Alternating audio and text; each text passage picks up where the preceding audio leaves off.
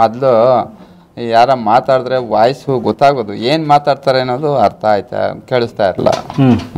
ಈಗ ಕೇಳ್ಸುತ್ತೆ. ಈಗ ಇಲ್ಲಿ ನೋಡಿರಬಹುದು, ಇಲ್ಲಿ ಸೀಳು ತುಟಿ ಇದೆ ಆಯ್ತಾ. ಅಕಸ್ಮಾತ್ ಹಾಲು ಒಳಗಡೆ ಹೋದ್ರೂ ಏನಾಗಿದೆ, ಇಲ್ಲಿ ಅಂಗಳಲ್ಲಿ ತೂತಿದೆ. ಸೊ ಹಾಲು ಇಲ್ಲಿಂದ ಹೋಗಿ ಮೂಗಿಂದ ಬರುತ್ತೆ. ಅಯ್ಯಯ್ಯೋ. ಹಾಗಾಗಿ ಹುಟ್ಟಿದ ತಕ್ಷಣ ಮಗುನ ತಾಯಿ ನನಗೆ ಈ ಮಗು ಬೇಡ ಅನ್ನೋದು ಈ ತರ ಒಂದು ಕಂಡೀಷನ್ ಅಲ್ಲಿ ಸರ್ಜರಿಗೆಲ್ಲ ತುಂಬಾ ಕಷ್ಟ ಆಯ್ತು. ಈಗ ಸೆಂಟರ್ ಅಲ್ಲಿ ಫ್ರೀಯಾಗಿ ಸರ್ಜರಿ ಮಾಡ್ತಾ ಇದ್ದಾರೆ ಸರ್ಕಾರಿ ಸಂಸ್ಥೆಗಳಲ್ಲಿ. ಕಿವಿ ಬಡ್ಸ್ ಹಾಕುವಾಗ ಗುಗ್ಗೆ ಇರೋದು ಒಳಗಡೆ ಸೇರ್ಕೊಳ್ಳುತ್ತೆ, ಯಾಕಂದ್ರೆ ಅದು ಸ್ಟ್ರೈಟ್ ಆಗಿದೆ. ಸೊ ನಾವು ತೆಗಿಯಕ್ಕೆ ಟ್ರೈ ಮಾಡ್ತೀವಿ, ಬಟ್ ಆಕ್ಚುಲಿ ನಾವು ಗುಗ್ಗೆನ ಒಳಗಡೆ ತಳ್ಳುತ್ತಾ ಇದ್ವಿ. ಅದು ಹಂಗೆ ಒಳಗಡೆ ತಲ್ಲಿ ಸೇರ್ಕೊಂಡು ಸ್ಟೋನ್ ತರ ಆಗ್ಬಿಡುತ್ತೆ. ಅವಾಗ ಕಿವಿ ನೋವು ಬರೋದು, ಮತ್ತೆ ರಕ್ತ ಬರೋದು. ಕಿವಿಗೆ ಎಣ್ಣೆ ಹಾಕಬಾರ್ದು, ನೀರ್ ಹೋಗ್ಬಾರ್ದು ಅಂತ ಹೇಳ್ತೀವಿ. ಅದ್ರೊಳಗಡೆ ಹೋದ್ರೆ ಅದಕ್ಕೆ ಒಂದು ಆ ಕಡೆಯಿಂದ ಬರ್ಲಿಕ್ಕೆ ಜಾಗ ಇಲ್ಲ, ಅಲ್ಲೇ ಟ್ರ್ಯಾಪ್ ಆಗುತ್ತೆ, ಮತ್ತೆ ಅಲ್ಲಿ ಇನ್ಫೆಕ್ಷನ್ ಆಗೋ ಚಾನ್ಸಸ್ ಇರುತ್ತೆ. ಕಷ್ಟ ಸುಖ, ಆಸ್ತಿ ಪಾಸ್ತಿ, ಹಕ್ಕಿ ಪಕ್ಷಿ, ಆಸ್ತಿ ಪಾಸ್ತಿ, ಆಸ್ತಿ ಪತಿ, ಗಂಟು ಮೂಟೆ. ಈಗ ಇದು ನಾರ್ಮಲ್ ಇದೆಯಾ? ಈಗ ನಿಮ್ದು ನೋಡಿದ್ರೆ ಕೆಲವು ಪ್ಯಾರಾಮೀಟರ್ಸ್ ಅಲ್ಲಿ ಅಬ್ನಾರ್ಮಲ್ ಇದೆ. ವೈದ್ಯೋ ನಾರಾಯಣೋ ಹರಿ, ವೈದ್ಯೋ ನಾರಾಯಣೋ. ಎಲ್ಲಾರು ತಾಯಂದಿರು ಮಗು ಹುಟ್ಟಬೇಕಾದ್ರೆ ನನ್ನ ಮಗು ಕೃಷ್ಣನ್ ತರ ಇರಬೇಕು, ನನ್ನ ಮಗು ರಾಮನ್ ತರ ಇರಬೇಕು, ಅಮೂಲ್ ಬೇಬಿ ತರ ಇರಬೇಕು. ಆದ್ರೆ ಕೆಲವು ಸಲ ಏನಾಗತ್ತೆ ಅಂತ ಹೇಳಿದ್ರೆ, ಈಗ ಇಲ್ಲಿ ನೋಡಿರಬಹುದು, ಇಲ್ಲಿ ಸೀಳು ತುಟಿ ಇದೆ ಆಯ್ತಾ. ಒಳಗಡೆ ಸೀಳು ಅಂಗಳಲ್ಲೂ ಸೀಳಾಗೋಗಿದೆ. ಇದು ಹುಟ್ಟುತ್ತಾನೆ ಬರುವಂತಹ ಒಂದು ತೊಂದರೆ. ನಮ್ಮ ಭಾರತದಲ್ಲಿ ಹೆಚ್ಚು ಕಡಿಮೆ 1000 ಮಕ್ಕಳು ತಗೊಂಡ್ರೆ 650 ಮಕ್ಕಳಿಗೆ ಈ ತರ ತೊಂದರೆ ಇರುತ್ತೆ. 1 in 650. 650 ಮಕ್ಕಳು ತಗೊಂಡ್ರೆ ಒಂದು ಮಗುಗೆ ಈ ತರ ತೊಂದರೆ ಇರುತ್ತೆ. ಸೊ ನೆನ್ಸ್ಕೊಳ್ಳಿ, ಹೆಂಗಿದೆ ಹೆಚ್ಚು ಕಡಿಮೆ ಒಂದು 80,000 ಮಕ್ಕಳು ನಮ್ಗೆ ಪ್ರತಿ ವರ್ಷ ಬರ್ತಾರೆ. ಯಾಕೆ ಹುಟ್ತಾರೆ ಅಂತಾನು ಹೇಳ್ತೀನಿ. ಗರ್ಭಾವಸ್ಥೆನಲ್ಲಿ ಮೊದಲು 3 ತಿಂಗಳು ನಮ್ಗೆ ತುಂಬಾ ಕ್ರೂಷಿಯಲ್, ಮೊದಲು 3 ತಿಂಗಳು. ಯಾಕೆ ಅಂತ ಹೇಳಿದ್ರೆ ಆ ಸಮಯದಲ್ಲಿ ಈ ಒಂದು ಮಗುವಿನ ಮುಖ ಒಂದು ರಚನೆ ಆಗ್ತಾ ಇರುತ್ತೆ. ಮಗುಗೆ ಮುಖ ರಚನೆ ಆಗ್ತಾ ಇರುತ್ತೆ, ಕಿವಿ ರಚನೆ ಆಗ್ತಾ ಇರುತ್ತೆ, ಜೊತೆಗೆ ಹೃದಯನೂ ರಚನೆ ಆಗ್ತಾ ಇರುತ್ತೆ. ಈ ಸಮಯದಲ್ಲಿ ನಮಗೆ ಜೀವಕೋಶಗಳ ಬೆಳವಣಿಗೆಗೆ ಅಂತ ಹೇಳಿಬಿಟ್ಟು ನಮಗೆ ಫಾಲಿಕ್ ಆ್ಯಸಿಡ್, ವೈಟಮಿನ್ ಎ ಇವೆಲ್ಲ ಮುಖ್ಯ. ಅಕಸ್ಮಾತ್ ಗರ್ಭಿಣಿ ಸ್ತ್ರೀ ಇದನ್ನು ತಗೊಳ್ಳಿಲ್ಲ ಅಂತ ಹೇಳಿದ್ರೆ ಮುಖ್ಯ ಪರಿಣಾಮ ಬೀರೋದು ಈ ಅಂಗಳುಗಳ ರಚನೆ ಮತ್ತು ತುಟಿಗಳ ರಚನೆಯಲ್ಲಿ. ಅದು 2.5 ತಿಂಗಳಲ್ಲಿ ಈ ತುಟಿಗಳು ಕೂಡ್ಕೋಬೇಕು, ಅಂಗಳು ಕೂಡ್ಕೋಬೇಕು. ಯಾವಾಗ ಅಲ್ಲಿ ಏನಾದರೂ ತೊಂದರೆ ಆಯಿತು, ಕೂಡ್ಕೊಳ್ಳಿಲ್ಲ ಅಂತ ಹೇಳಿದ್ರೆ ಭ್ರೂಣ 9 ತಿಂಗಳು ಇದ್ರೂ ಏನು ಮಾಡೋಕ್ಕಾಗಲ್ಲ. ವಿತಿನ್ 3 ತಿಂಗಳಲ್ಲಿ ಈ ಥರ ಒಂದು ಅಂದರೆ ಸೀಳು ತುಟಿ ಅಥವಾ ಸೀಳು ಅಂಗಳು ಅಂತ ಬಂದ್ಬಿಡುತ್ತೆ. ಇದು ಬಂದಾಗ ಏನಾಗುತ್ತೆ, ಫಸ್ಟ್ ಆಫ್ ಆಲ್ ಮಗು ಹುಟ್ಟಿದಾಗ ತಾಯಿಗೆ ಅಯ್ಯೋ ನನ್ನ ಮಗು ಈ ಥರ ಇದೆ, ರಾಕ್ಷಸನ ಥರ ಇದೆ, ನನಗೆ ಯಾಕೆ, ಮಗುನ ನನಗೆ ಬೇಡ. ಫ್ಯಾಮಿಲಿಯವರೆಲ್ಲ ಎಲ್ಲರೂ ಸ್ಟೇಟಸ್ಗೆ ಹಾಕೋಬೇಕಲ್ಲ, ಈಗ ಫೋಟೋ ತೊಗೊಂಡು ಹೆಂಗೆ ಹಾಕೋತಾರೆ, ಮಗು ಈ ಥರ ಇದೆ. ಯಾಕಂದರೆ ಇದನ್ನು ಅವ್ರು ಕಂಡಿಲ್ಲ ಕೇಳಿಲ್ಲ ಆಯಿತಾ. ಸೊ ಈ ಮಗುಗೆ ಈಗ ಹಾಲು ಕುಡಿಸ್ಬೇಕು, ಕುಡ್ಸೋಕ್ಕಾಗಲ್ಲ, ಯಾಕಂದರೆ ಹಾಲು ಹೀರಕ್ಕೆ 2 ತುಟಿನೂ ಕೂಡ್ಕೋಬೇಕು. ಹೆಂಗೆ ಕೂಡ್ಕೊಳಕ್ಕಾಗತ್ತೆ, ಇಲ್ಲಿ ಓಪನ್ ಇದ್ದೇ ಇರುತ್ತೆ, ಓಪನ್ ಇದ್ದೇ ಇರುತ್ತೆ. ಇದು ಮೇಲಿರೋದ್ರಿಂದ ಇಲ್ಲೊಂದು ಗ್ಯಾಪ್ ಕ್ಯಾವಿಟಿ ಇದ್ದೇ ಇರುತ್ತೆ. ಅಕಸ್ಮಾತ್ ಹಾಲು ಒಳಗಡೆ ಹೋದ್ರೂ ಏನಾಗಿದೆ, ಇಲ್ಲಿ ಅಂಗಳಲ್ಲಿ ತೂತಿದೆ. ಸೊ ಹಾಲು ಇಲ್ಲಿಂದ ಹೋಗಿ ಮೂಗಿಂದ ಬರುತ್ತೆ. ಅಯ್ಯಯ್ಯೋ. ಹಾಗಾಗಿ ಹುಟ್ಟಿದ ತಕ್ಷಣ ಮಗುನ ತಾಯಿ ನನಗೆ ಈ ಮಗು ಬೇಡ ಅನ್ನೋದು ಈ ಥರ ಒಂದು ಕಂಡೀಷನಲ್ಲಿ. ಕಿವಿಗೆ ತೊಂದರೆ ಇಲ್ಲ ಅಂತ ಹೇಳಿದ್ರು ತಾಯಿ ಗೊತ್ತಾಗಲ್ಲ, ನೋಡೋಕೆ ಮಗು ಮುದ್ದಾಗಿರುತ್ತೆ. ಬುದ್ಧಿ ಬೆಳವಣಿಗೆಯಲ್ಲಿ ತೊಂದರೆ ಇದ್ರೂ ಮಗು ನೋಡೋಕೆ ಚೆನ್ನಾಗಿರುತ್ತೆ. ಇದು ದೈಹಿಕವಾಗಿ ಒಂದು ಅಂಗವಿಕಲತೆ ಬಂದ್ಬಿಡೋದ್ರಿಂದ ನೇರ ಕಾಣುತ್ತೆ. ಈ ಮಗುಗೆ ಹುಟ್ಟಿದಾಗ ಹಾಲು ಕುಡಿಲಿಕ್ಕೆ ತೊಂದರೆ, ಮತ್ತೆ ಬೆಳೀತಾ ಬೆಳೀತಾ ಏನಾಗುತ್ತೆ, ಏನು ಕುಡಿದ್ರೂ ಮೂಗಿಂದ ಬಂದ್ಬಿಡುತ್ತೆ. ಆ ಥರ ಇದ್ದಾಗ 6 ತಿಂಗಳಿಗೆ ತುಟಿಗೆ ಸರ್ಜರಿ ಮಾಡ್ತಾರೆ, 1 ವರ್ಷಕ್ಕೆ ಅಂಗಳಿಗೆ ಸರ್ಜರಿ ಮಾಡ್ತಾರೆ. ಅದಾದಮೇಲೆ ಇದ್ಯಾಕೆ ಬಂತು ಈ ಮಗು ಇಲ್ಲಿ ಅಂದರೆ, ಅಷ್ಟೊತ್ತಿಗೆ ಏನಾಗುತ್ತೆ, ಮಗುಗೆ ಮಾತು ಕಲಿಬೇಕಲ್ವಾ, ಮಗು ಮಾತಾಡೋಕ್ಕೆ. ಆವಾಗ ಮುಂದಿನ ಭಾಗದಿಂದ ಮಾತಾಡಬೇಕು ನಾವು, ಪಾಪ ಮಾಮ ಅಂತ. ಈ ಮಗು ಅಂತ ಮಾತಾಡೋಕ್ಕೆ ಶುರು ಮಾಡುತ್ತೆ. ಯಾಕಂದರೆ ನಮಗೆ ಪಾಪ ಅಂತ ಹೇಳಬೇಕಾದ್ರೆ ಒಳಗಡೆ ನಾವು ಗಾಳಿ ಇಟ್ಕೊಂಡು ಮಾತಾಡಬೇಕು. ಇಲ್ಲಿ ಗಾಳಿನೇ ಇರಲ್ಲ, ಯಾಕಂದರೆ ಎಲ್ಲ ಮೂಗಿಂದ ಬರುತ್ತೆ. 1-2 ಹೇಳಪ್ಪ ಅಂದರೆ ಆ ಮಾತಿನ ತೊಂದರೆ ಇರೋದ್ರಿಂದ ಇಲ್ಲಿ ಮಕ್ಕಳು ಮಾತಿನ ತರಬೇತಿಗೆ ಬರ್ತಾರೆ. ನಾವು ಮಕ್ಕಳಿಗೆ ಆಪ್ರೇಷನ್ ಎಲ್ಲ ಸರಿ ಹೋಗಿದ್ದಾಗ ಈ ಮಕ್ಕಳಿಗೆ ಯಾವ ರೀತಿ ಮಾತು ಅಂತ ನಾವು ಹೇಳ್ಕೊಡ್ತೀವಿ. ಇದಕ್ಕೆ ಅಂತ ಒಂದು ವಿಶೇಷವಾದ ಘಟಕ ಇದೆ. ಒಂದು ಪ್ಲಾಸ್ಟಿಕ್ ಸರ್ಜನ್ ಬರ್ತಾರೆ, ನಾವು ಎಲ್ಲ ಕೂತ್ಕೋತೀವಿ. ಇಲ್ಲೂ 3-4 ಮೆಷಿನ್ ಇದೆ, ಅದರಲ್ಲಿ ಧ್ವನಿ ಮಟ್ಟ, ನೀವು ಹೇಗೆ ಇಲ್ಲಿ ಧ್ವನಿ ಮಟ್ಟ ಅಳತೆ ಮಾಡಿದ್ರು ಅದೇ ಥರ ಇಲ್ಲಿ ಮಗು ಆ ಅಂದರೆ ಒಂದು ಮಟ್ಟ ಬರುತ್ತೆ ಅಂತ ಹೇಳಿದ್ರೆ ಅದನ್ನು ನಾವು ಅಳತೆ ಮಾಡಿಬಿಟ್ಟು ನಾವು ಅದು ಪರೀಕ್ಷೆ ಮಾಡಿ ತರಬೇತಿ ಕೊಡ್ತೀವಿ. 3 ತಿಂಗಳಲ್ಲಿ ಡೆವಲಪ್ ಆಗುತ್ತೆ ಅಂತ ಹೇಳಿದ್ರೆ ಅದನ್ನು ನಾವು ಸ್ಕ್ಯಾನ್ ಮಾಡಿ ಗೊತ್ತಾಗುತ್ತೆ ಅದು ಪ್ರಾಬ್ಲಮ್ಮು ಭ್ರೂಣಾವಸ್ಥೆಯಲ್ಲಿ ಇದ್ದಾಗ ಭ್ರೂಣದಲ್ಲಿ ಗೊತ್ತಾಗ್ಬಿಡುತ್ತಾ? ಭ್ರೂಣದಲ್ಲಿ ಇದ್ದಾಗ ನಮಗೆ 3 ತಿಂಗಳ ಒಳಗಡೆ ಸಾಮಾನ್ಯ ಫಸ್ಟ್ ಸ್ಕ್ಯಾನ್ ಮಾಡ್ತೀವಿ. ಆಗ ಈ ಕ್ಲೆಫ್ಟ್ ಲಿಪ್ ನಿಮಗೆ ಕಾಣಿಸ್ಬೇಕು ಅಂತ ಹೇಳಿದ್ರೆ ಇನ್ನೂ 2.5 ತಿಂಗಳಲ್ಲಿ ಇನ್ನೂ ಆಗಿಲ್ಲ, 3.5 ತಿಂಗಳಲ್ಲಿ ಆಗೋಗಿದೆ. ಆಯಿತಾ? ಫಸ್ಟು ಎಲ್ಲನೂ ಶುರುವಾಗೋದು ಈ ಥರ ಇರುತ್ತೆ, ಯಾವುದೂ ಕೂಡ್ಕೊಂಡಿರಲ್ಲ.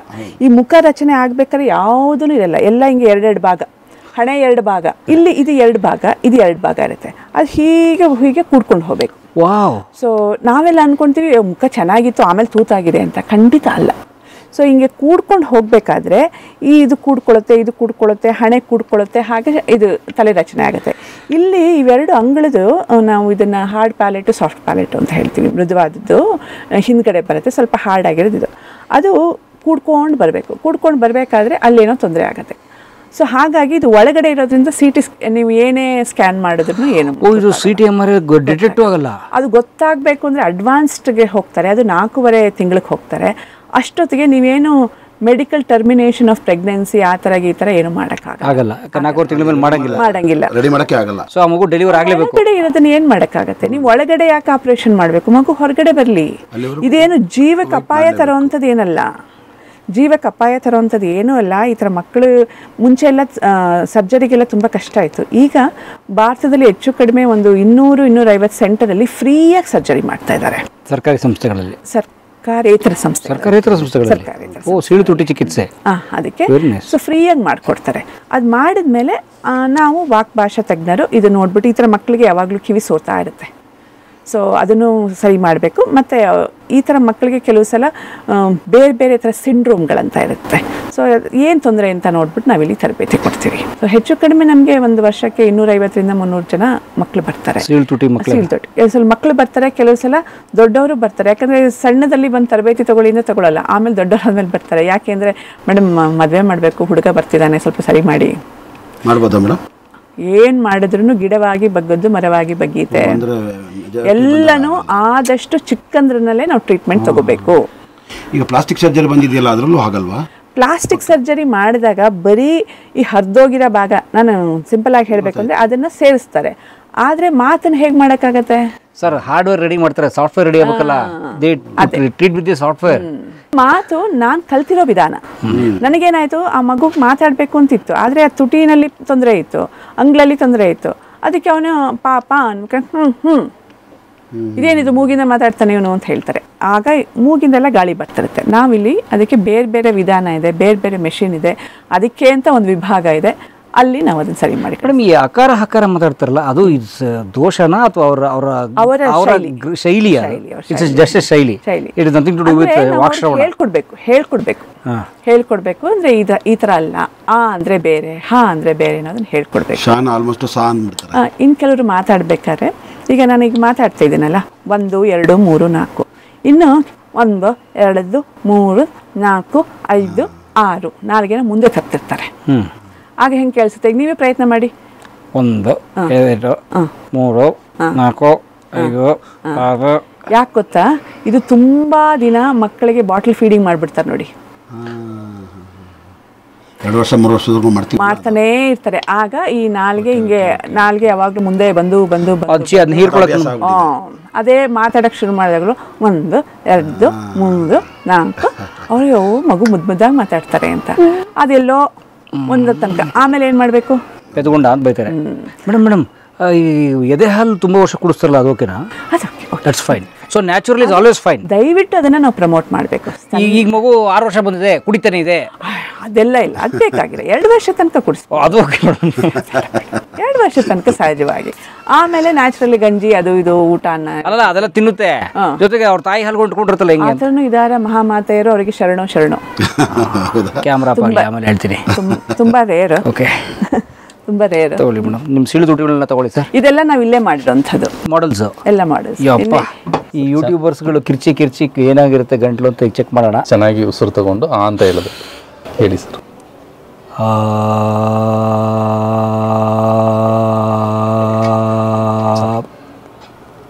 Thank you. ಇದು ಪ್ರಭಾಕರ್ ತಾನೆ? ಅದು ಅವ್ರದ್ದು. ಭಯ ಬೀಳಿಸ್ಬಿಟ್ರಿ.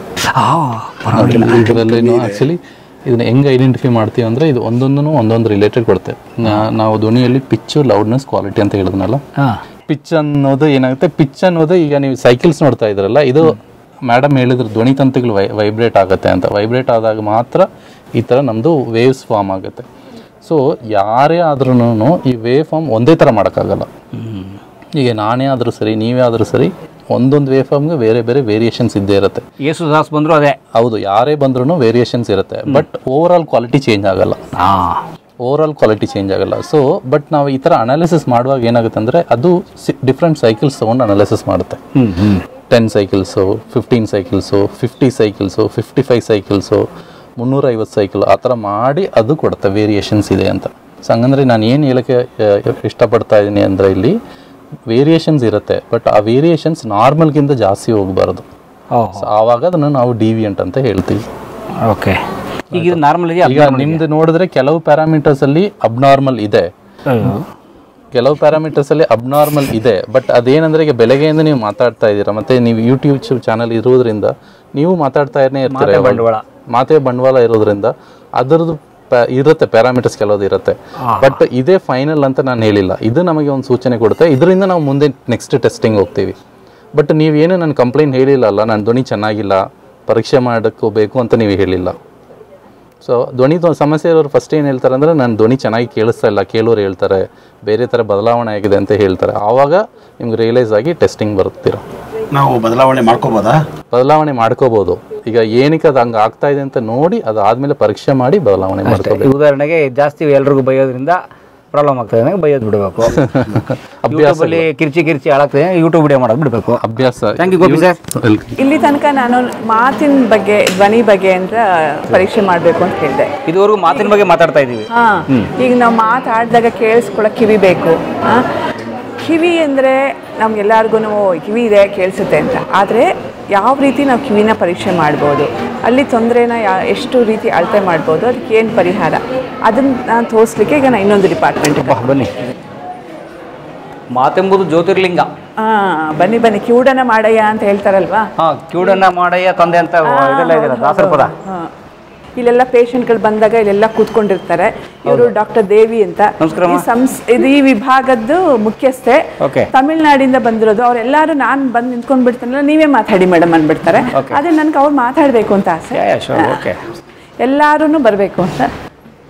ಈ ಸಂಸ್ಥೆದು ಬರೋ ಸುಮಾರು ಜನ ಪೇಷಂಟ್ಗಳಿಗೆ ಕಿವಿ ಪರೀಕ್ಷೆ ಮಾಡೋದು ವಿಭಾಗ ಇದು. ಬನ್ನಿ ಹೋಗೋಣ. ನಾವು ಲಾಸ್ಟ್ ಟೈಮ್ ಬಂದಾಗ ಇಲ್ಲಿ ತುಂಬ ರಶ್ ಇದ್ರು, ನಾವೇ ನೋಡಿದ್ದೀವಿ. ನಿಮ್ಮ ಹುಡುಗ ಸುಮ್ಮನೆ ಗೊತ್ತು ಟೂರ್ ಮಾಡೋಕೆ ಕರ್ಕೊಂಬಂದಿರಲ್ಲ ಅವಾಗ. ದೇವಿ ಮೇಡಮ್ ನಮಸ್ಕಾರ. ನಮಸ್ತೆ ಸರ್. ಏನು ವಿಭಾಗ ಇದು? ಇದು ಕಿವಿ ಪರೀಕ್ಷೆಗೆ ಅನ್ನೋದು. ಈಗ ಕಿವಿ ಕೇಳಿಸೋಕೆ ತೊಂದರೆ ಸುಮಾರು ಕಾರಣದಿಂದ ಬರ್ಬೋದು. ಕಿವಿಯಲ್ಲಿ ಗುಗ್ಗೆ ಸೇರಿರ್ಬೋದು, ಇಲ್ಲ ಆಚೆ ಕಿವಿಯಲ್ಲಿ ಏನಾದರೂ ಇನ್ಫೆಕ್ಷನ್ ಆಗಿರ್ಬೋದು, ಇಲ್ಲ ಯಾವುದೋ ಒಂದು ಇನ್ಸೆಕ್ಟು ಇಲ್ಲ ಏನೋ ಒಂದು ಒಳಗಡೆ ಹೋಗಿರ್ಬೋದು. ಇದು ಆಚೆ ಕಿವಿದು ತೊಂದರೆಯಿಂದ ಬರೋದು. ಅದು ಇಲ್ಲದೆ ಮಧ್ಯ ಕಿವಿ ಇಂದನೂ ಬರ್ಬೋದು. ನಮ್ಗೆ ಆ್ಯಕ್ಚುಲಿ ಆಚೆ ಕಾಣೋದು ಇದು ಆಚೆ ಕಿವಿ ಅಂತೀವಿ, ಬಟ್ ಇದು ಇಂದ ಮಾತ್ರ ತೊಂದರೆ ಕಿವಿ ಕೇಳ್ಸೋಕ್ಕೆ ಅಂತ ಬರಲ್ಲ. ಅದು ಬಿಟ್ಟು ಒಳಗಡೆ ಕಿವಿ ಮತ್ತು ಮಧ್ಯ ಕಿವಿ ಅಂತ ಇರುತ್ತೆ, ಅದ್ರದಿಂದ ನರದು ಹೋಗುತ್ತೆ, ಅಲ್ಲಿಂದ ನಮ್ಮ ಬ್ರೈನ್ಗೆ ಹೋಗೋದು ಶಬ್ದಗಳು. ಸೊ ಈಗ ಆಚೆ ಕಿವಿದು ಹೇಳಿದಲ್ಲ, ಅದೇ ಥರ ಮಧ್ಯ ಕಿವಿದೂ ಕಿವಿಯಲ್ಲಿ ಇನ್ಫೆಕ್ಷನ್ ಏನೋ ಆಗಿರ್ಬೋದು, ಇಲ್ಲ ನಮಗೆ ಕೋಲ್ಡ್ ಕಾಫ್ ಆ ಥರ ಬರುತ್ತಲ್ಲ, ಸೊ ಅದರಿಂದನೂ ಪ್ರಾಬ್ಲಮ್ ಇದ್ರೂ ಮಧ್ಯ ಕಿವಿದು ಪ್ರಾಬ್ಲಮ್ ಆಗುತ್ತೆ, ಅದ್ರಿಂದನೂ ಕಿವಿ ಕೇಳ್ಸೋಕ್ಕೆ ತೊಂದರೆ ಬರುತ್ತೆ. ಅದಿಲ್ಲದೆ ಒಳಗಡೆ ಕಿವಿ ಸುಮಾರು ಕಾರಣದಿಂದ ಕೇಳ್ಸೋಕ್ಕೆ ತೊಂದರೆ ಬರ್ಬೋದು. ಭಯದ ಆಗ್ತಾ ಕೆಲವೊಬ್ರು ಕೇಳಿಸಲ್ಲ ಅಂತಾರಲ್ಲ, ಸೊ ಅದು ಒಳಗಡೆ ಕಿವಿದು ಪ್ರಾಬ್ಲಮ್ ಆದರೆ ಅವ್ರಿಗೆ ಕಿವಿ ಕೇಳ್ಸೋಕ್ಕೆ ತೊಂದರೆ ಬರುತ್ತೆ. ಕೆಲವೊಬ್ರು ತುಂಬ ಶಬ್ದದಲ್ಲಿ ಕೆಲಸ ಮಾಡ್ತಾರೆ, ಅವ್ರದ್ದು ಇನ್ಸ್ಟ್ರೂಮೆಂಟ್ ಫ್ಯಾಕ್ಟ್ರೀಸ್ ಟ್ರಾಫಿಕ್ ಸೌಂಡ್ ಅಲ್ಲಿ ಕೆಲಸ ಮಾಡುವಾಗ ತುಂಬ ಶಬ್ದ ಸುತ್ತ ಇದ್ರೂ ಆ ಕಾರಣದಿಂದನೂ ಕಿವಿ ಕೇಳ್ಸೋಕ್ಕೆ ತೊಂದರೆ ಬರ್ಬೋದು. ಅದು ಇಲ್ದೇನು ಈಗ ಕೆಲವೊಬ್ರಿಗೆ ತಲೆ ಸುತ್ತು ಬರುತ್ತೆ, ಅದು ನಮ್ಮ ಕಿವಿ ಒಳಗಡೆನೆ ಒಂದು ಭಾಗ ಇರುತ್ತೆ, ನಮ್ಮ ವಾಕ್ ಬ್ಯಾಲೆನ್ಸ್ ಮಾಡೋಕ್ಕೆ ಅನ್ನೋದು, ಅದು ವೆಸ್ಟಿಬ್ಯುಲರ್ ಅಂತ ಒಂದು ಸಿಸ್ಟಮ್ ಇರುತ್ತೆ. ಸೊ ಆ ಭಾಗದಲ್ಲಿ ಏನೋ ತೊಂದರೆ ಬಂದ್ರೂ ಕಿವಿ ಕೇಳ್ಸೋಕ್ಕೆ ತೊಂದರೆ ಬರುತ್ತೆ. ಒಂದಿನಕ್ಕೆ 100ರಿಂದ 150 ಜನ ಬರೋದ್ಕಿಂತ ನಾವು ಅವ್ರಿಗೆ ಕಷ್ಟ ಇರಬಾರ್ದು ಅಂತ ನಾವು 3 ಭಾಗವಾಗಿ ಡಿವೈಡ್ ಮಾಡ್ಕೊಂಡಿದ್ದೀವಿ. Same department 3 units. ಅದು ಅವರು ಬರೋ ಪೇಷಂಟ್ದು ಏಜ್ ಮೇಲೆ ಡಿವೈಡ್ ಮಾಡ್ಕೊಂಡಿದ್ದೀವಿ. ಸೊ ಕೆಲವೊಬ್ರು 15 ವರ್ಷ ಒಳಗಡೆ ಇದ್ರೆ ಮಕ್ಕಳಿದ್ರೆ ಅವ್ರಿಗೆ ಸೆಪ್ರೇಟ್, ಯಾಕಂದ್ರೆ ಅವ್ರಿಗೆ ಪರೀಕ್ಷೆನೇ ಬೇರೆ ಥರ ಇರುತ್ತೆ, ಮತ್ತೆ ತುಂಬ ಟೈಮ್ ತಗೊಳುತ್ತೆ. 2-3 ವರ್ಷ ಮಕ್ಕಳಿಗೆ ಅವ್ರಿಗೆ ಹೇಳಕ್ ಗೊತ್ತಾಗಲ್ಲ ನನ್ನ ಶಬ್ದ ಇದೆ ಕೇಳಿಸುತ್ತೆ ಇಲ್ಲ ಅಂತ. ಸೊ ಅವ್ರಿಗೆ ಬೇರೆ ಥರ ಮಲಗಿಸ್ಬಿಟ್ಟು ಪರೀಕ್ಷೆ ಮಾಡ್ತೀವಿ. ಸೊ ಅವ್ರಿಗೆ ಬೇರೆ ಥರ ಕ್ಯೂ ಅಲ್ಲಿ ಇರ್ತೀವಿ. ವಯದಾಗಿರೋರಿಗೆ ಸೆಪರೇಟ್ ಕ್ಯೂ, 55 ವರ್ಷ ಮೇಲೆ ಇರೋರಿಗೆ ಟೈಮ್ ಅವ್ರಿಗೆ ಕಾಯಕ್ಕಾಗಲ್ಲ. ಸೊ ಅವ್ರಿಗೆ ಬೇರೆ ಕ್ಯೂ ಇಟ್ಬಿಟ್ಟು ಅವ್ರಿಗೆ ಪರೀಕ್ಷೆ ಮಾಡ್ತೀವಿ. ಮಧ್ಯದಲ್ಲಿ 15 to 55 years ಅವ್ರಿಗೆ ಸೆಪರೇಟ್ ಕಡೆ ಟೆಸ್ಟಿಂಗ್ ಮಾಡೋದು. ಈಗ ಇವ್ರಿಗೆಲ್ಲಿ ಅವ್ರು ಅದೇ ಅವ್ರು 15 to 55 ಒಳಗಡೆ ಇದೆ. ಹೌದಾ? ಈಗ ಇವರೇ ಡೆಮೋ ಪೀಸ್ ಅದಕ್ಕೆ ಅರೌಂಡ್ 50 ಇರ್ತೀವಿ. 50 ಕರೆಕ್ಟ್ ಆಗಿ ಹೇಳ್ಬೇಕು, ಏನೇನು 10 ವರ್ಷ 45 ಸರ್ ನಿಮ್ಮ ಶರ್ಟ್ ನೋಡಿದ್ರೆ 40 ಅನಿಸ್ತಾ ಇದೆ. 45 ಥ್ಯಾಂಕ್ ಯು ಮೇಡಮ್. ಕರೆಕ್ಟ್. ನಿಮ್ಗೆ ಇಡೀ ಡಿಪಾರ್ಟ್ಮೆಂಟ್ ಊಟ ಕೊಡಿಸ್ತಾರೆ ಇವತ್ತು. ಬನ್ನಿ ಅವ್ರಿಗೆ ಇಲ್ಲಿಗೆ ಪರೀಕ್ಷೆ ಮಾಡಿ ಇವ್ರಿಗಾ ನೋಡ್ರಿ ಅದೇ ಏಜ್ ಅಲ್ಲಿ ಇರೋರಿಗೆ. ಬನ್ನಿ ಸರ್, ನಮಸ್ಕಾರ. ಏನೆಲ್ಲ ರೆಡ್ ಮಾಡಿ ಇಟ್ಬಿಟ್ಟಿದ್ದೀರಾ? ಪ್ರಾಬ್ಲಮ್ ನಮಗೆ ಕಿವಿ ಔಟ್. ಇಲ್ಲಿ ಬರೋರ್ಗು ಒಬ್ರೊಬ್ರಾಗಿ ಪರೀಕ್ಷೆ ಮಾಡಲ್ಲ, ಒಂದೇ ಸಮಯ ನಾವು 6 ಜನಕ್ಕೆ ಒಟ್ಟಿಗೆ ಪರೀಕ್ಷೆ ಮಾಡ್ಬೋದು. 6 ಲ್ಯಾಬ್ಸ್ ಇದಾವೆ ಇಲ್ಲಿ. ಹೌದು. ಲೈಕ್ ಸೇಮ್ ನಮ್ದು ಸ್ನೇಹಿತರೆ ವಿಡಿಯೋ ಎಡಿಟಿಂಗ್ ಸೂಟ್ ಅಂತ ಕರಿತೀವಲ್ಲ, ಎಡಿಟಿಂಗ್ ಸೂಟ್ 1 2 3 4 ಆ ಥರ ಇವ್ರದ್ದು ಟೆಸ್ಟಿಂಗ್ ಸೂಟ್ಸು ಸೂಪರ್. ಸೊ ಒಂದೇ ಸತಿ 6 ಜನಕ್ಕೆ ನಾವು ಕಂಪ್ಲೀಟ್ ಪರೀಕ್ಷೆ ಮಾಡ್ಬೋದು. ಮಾಡ್ತೀರಾ? ಸುಮಾರು ಟೈಮ್ ಅವ್ರು ವೇಟ್ ಮಾಡಬೇಕಾಗಿಲ್ಲ. ಕರೆಕ್ಟ್. ಯಾಕಂದ್ರೆ ನಿಮ್ಮಲ್ಲಿ ವರ್ಷಕ್ಕೆ 80,000 ಜನಕ್ಕೆ ಚೆಕ್ ಮಾಡ್ಬೇಕಲ್ಲ. ಹೌದು. ಓಕೆ ಮೇಡಮ್, ಇವಾಗ ನಾವು ಸ್ನಾನ ಆದ್ಮೇಲೆ ಆ ಕಿವಿಗೆ ಬಡ್ಡೆ ಹಾಕೊಳ್ತೀವಿ. ಮೊದಲು ಕಡ್ಡಿ ಅದು ತಗೊಂಡು ಒಂಥರ ಖುಷಿ ಆಗ್ತಾ ಇತ್ತು, ಈಗ ಏರ್ ಬಡ್ಡೆ ಹಾಕೊಳ್ತೀವಿ. ಅದು ಸರಿನಾ ಅಥವಾ ತಪ್ಪ? ಆಕ್ಚುಲಿ ನಮ್ದು ಕಿವಿ ಇಲ್ಲಿ ಶೇಪ್ ಎಸ್ ಅಲ್ಲಿ ಇರೋದು. ಸೊ ನಾವು ಕಿವಿ ಬಡ್ಸ್ ಹಾಕುವಾಗ ಗುಗ್ಗೆ ಇರೋದು ಒಳಗಡೆ ಸೇರ್ಕೊಳ್ಳುತ್ತೆ, ಯಾಕಂದ್ರೆ ಅದು ಸ್ಟ್ರೈಟ್ ಆಗಿದೆ. ಸೊ ನಾವು ತೆಗಿಯಕ್ಕೆ ಟ್ರೈ ಮಾಡ್ತೀವಿ, ಬಟ್ ಆಕ್ಚುಲಿ ನಾವು ಗುಗ್ಗೆನ ಒಳಗಡೆ ತಳ್ಳುತ್ತಾ ಇದ್ವಿ. ಸೊ ಅದಕ್ಕಿಂತ ಅದನ್ನು ಯೂಸ್ ಮಾಡಬಾರ್ದು ಅಂತೀವಿ. ಅದು ಹಂಗೆ ಒಳಗಡೆ ತಲೆ ಸೇರ್ಕೊಂಡು ಸ್ಟೋನ್ ಥರ ಆಗಿಬಿಡುತ್ತೆ. ಆವಾಗ ಕಿವಿ ನೋವು ಬರೋದು, ಮತ್ತು ರಕ್ತ ಬರೋದು, ಕಿವಿ ಕೇಳ್ಸಕ್ಕೆ ತೊಂದರೆ ಬರೋದು, ಅದೆಲ್ಲ ಆಗುತ್ತೆ. ಅಂದರೆ ಕ್ಲೀನ್ ಮಾಡೋಕ್ಕೆ ಸರಳ ವಿಧಾನ ಯಾವುದು? ಕ್ಲೀನ್ ಮಾಡೋಕ್ಕೆ 6 months ENT ಡಾಕ್ಟರ್ ಸ್ಪೆಷಲಿಸ್ಟ್ ಅವ್ರನ್ನ ಕನ್ಸಲ್ಟ್ ಮಾಡೋದು. That is the best method. ಈಗ ಸ್ವಲ್ಪ ಮಟ್ಟಿಗೆ ಗುಗ್ಗೆ ಕಿವಿಯ ನಾಳದಲ್ಲಿರೋದು ಒಳ್ಳೇದೇ, ಯಾಕೆಂದ್ರೆ ಅದು ಟ್ರ್ಯಾಪ್ ಮಾಡುತ್ತೆ. ಈ ಡಸ್ಟ್ ಆಗ್ಲಿ ಅಥವಾ ಈ ಫ್ಲೈಸ್ ಅಥವಾ ಏನಾದ್ರು ಹೋದ್ರೆ ಅದು ಒಳಗಡೆ ಹೋಗ್ಲಿಕ್ಕೆ ತಡೆಯುತ್ತೆ. ಹೌದು. ಸೊ ಸ್ವಲ್ಪ ಮಟ್ಟಿಗಿದ್ರೆ ಪರವಾಗಿಲ್ಲ, ಬಟ್ ಜಾಸ್ತಿ ಆಗ್ಬಿಟ್ಟು ಅದು ಗಟ್ಟಿ ಆಗ್ಬಿಟ್ಟು ಒಳಗಡೆ ನೋವೆಲ್ಲ ಉಂಟು ಮಾಡಿದಾಗ ಅವಾಗ ಪ್ರಾಬ್ಲಮ್ ಆದಾಗ ENT ಅವ್ರ ಹತ್ರ ಹೋಗ್ಬಿಟ್ಟು ENT ಡಾಕ್ಟರ್ ಹತ್ರ ಹೋಗ್ಬಿಟ್ಟು ಸಲಹೆ ಸೂಚನೆ ತಗೊಳ್ಳೋದು ಒಳ್ಳೇದು. ನಾವೇ ಹಾಕಿ ತಗೊಳ್ಳೋದ್ರಿಂದ ಅದನ್ನ ಮೇಡಮ್ ಹೇಳ್ದಂಗೆ ಇನ್ನ ಒಳಗಡೆ ಹೋಗುತ್ತದು, ಇನ್ನ ಜಾಸ್ತಿ ಪ್ರಾಬ್ಲಮ್ ಬೇಕು ಅನ್ಸುತ್ತಲ್ಲ ಮೇಡಮ್. ಅದಕ್ಕೇನು ಒಂದ್ಸತಿ ಏನಾಗುತ್ತೆ, ನೀವು ಹಿಂಗ್ ತೆಗಿಯೋವಾಗ ಅಥವಾ ಕಿವಿನಿಗೆ ನೀರು ಹೋದಾಗ ಫಂಗಲ್ ಇನ್ಫೆಕ್ಷನ್ ಆತರ ಏನಾದ್ರು ಆದಾಗ ಕಿವಿ ಮುಲ್ಮುಲ ಅಂತ ಇರತ್ತೆ, ಹಿಂಗ್ ಮಾಡೋಣ ಅನ್ಸುತ್ತೆ, ಅದಕ್ಕೂ ENT ಡಾಕ್ಟರ್ ಹತ್ರ ಸಜೆಷನ್ಸ್ ತಗೋಬೇಕಾಗತ್ತೆ ನೀವು. ಈಗ ಕೆಲವರು ತಾಯಂದ್ರು ನಮ್ಮ ಕಡೆ ನಮ್ಮ ಅಜ್ಜಿ ನಮ್ಮ ತಾಯಿ ಎಲ್ಲ ಹಳ್ಳೆಣ್ಣೆ ಕಾಯಿಸ್ತಿದ್ರು, ನೈಟಿಗೆ ಕಿವಿಗೆ ಬಿಡ್ತಿದ್ರು.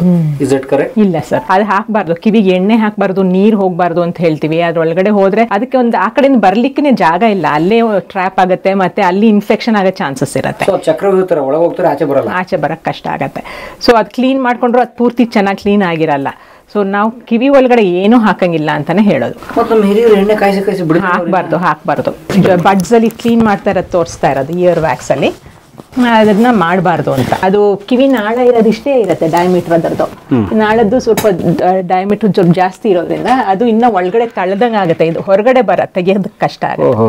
ಅದಕ್ಕಿಂತ ಸಣ್ಣದಲ್ಲಿ ತೆಗಿಬೋದಾ? ಅದಕ್ಕಿಂತ ಸಣ್ಣ ಅಲ್ಲ, ENT ಡಾಕ್ಟರ್ ಹತ್ರನೇ ಹೋದ್ರೆ ನೀವು ಉತ್ತಮ. ಅದೇ ಆಚೆ ಬರುತ್ತೆ, ನ್ಯಾಚುರಲ್ ಆಗಿ ಇಯರ್ ವ್ಯಾಕ್ಸ್ ಅದೇ ಆಚೆ ಬರುತ್ತೆ. ಕೆಲವು ಸತಿ ಏನಾಗುತ್ತೆ, ಟ್ರ್ಯಾಪ್ ಆದಾಗ ನಾವು ENT ಡಾಕ್ಟರ್ ಹತ್ರ ಹೋದಾಗ ವೇರಿಯಬಲ್ ಆಕ್ಟ್. ಒಂದೊಂದ್ಸತಿ ತಲೆ ಸ್ನಾನ ಮಾಡಿದಾಗ ಅದೇನ್ ಮಾಡುತ್ತೆ, ಅದು ನೀರು ಹೀರ್ಕೊಳ್ಳುತ್ತೆ, ಅವಾಗ ಇನ್ನೂ ಸ್ವಲ್ಪ ದಪ್ಪ ಆಗತ್ತೆ. ಸೊ ತಲೆ ಸ್ನಾನ ಮಾಡಿದಾಗ ಏನೋ ಬ್ಲಾಕ್ ಆದಂಗ ಆಗುತ್ತೆ ನಮ್ ಕಿವಿ, ಅದಕ್ಕೆಲ್ಲ ENT ಡಾಕ್ಟರ್ ಹತ್ರನೇ ಹೋಗಿ ಸಲಹೆ ತಗೊಳ್ಳೋದು. ಇದು ನೋಡಿ, ಇದು ಫುಲ್ ಕಿವಿ ನಮ್ಗೆ ಹೊರಗಡೆ ಕಾಣೋದು ಇಷ್ಟೇ ಭಾಗ ಆದ್ರೂ ಒಳಗಡೆ ಇನ್ನೂ ಇಂಪಾರ್ಟೆಂಟ್ ಭಾಗಗಳಿದೆ. ಇದು ಮಧ್ಯ ಕಿವಿ ಅಂತೀವಿ, ಇದು ಹೊರ ಕಿವಿ ಅಂತೀವಿ, ಇದು ಒಳ ಕಿವಿ. ಆಯ್ತಾ?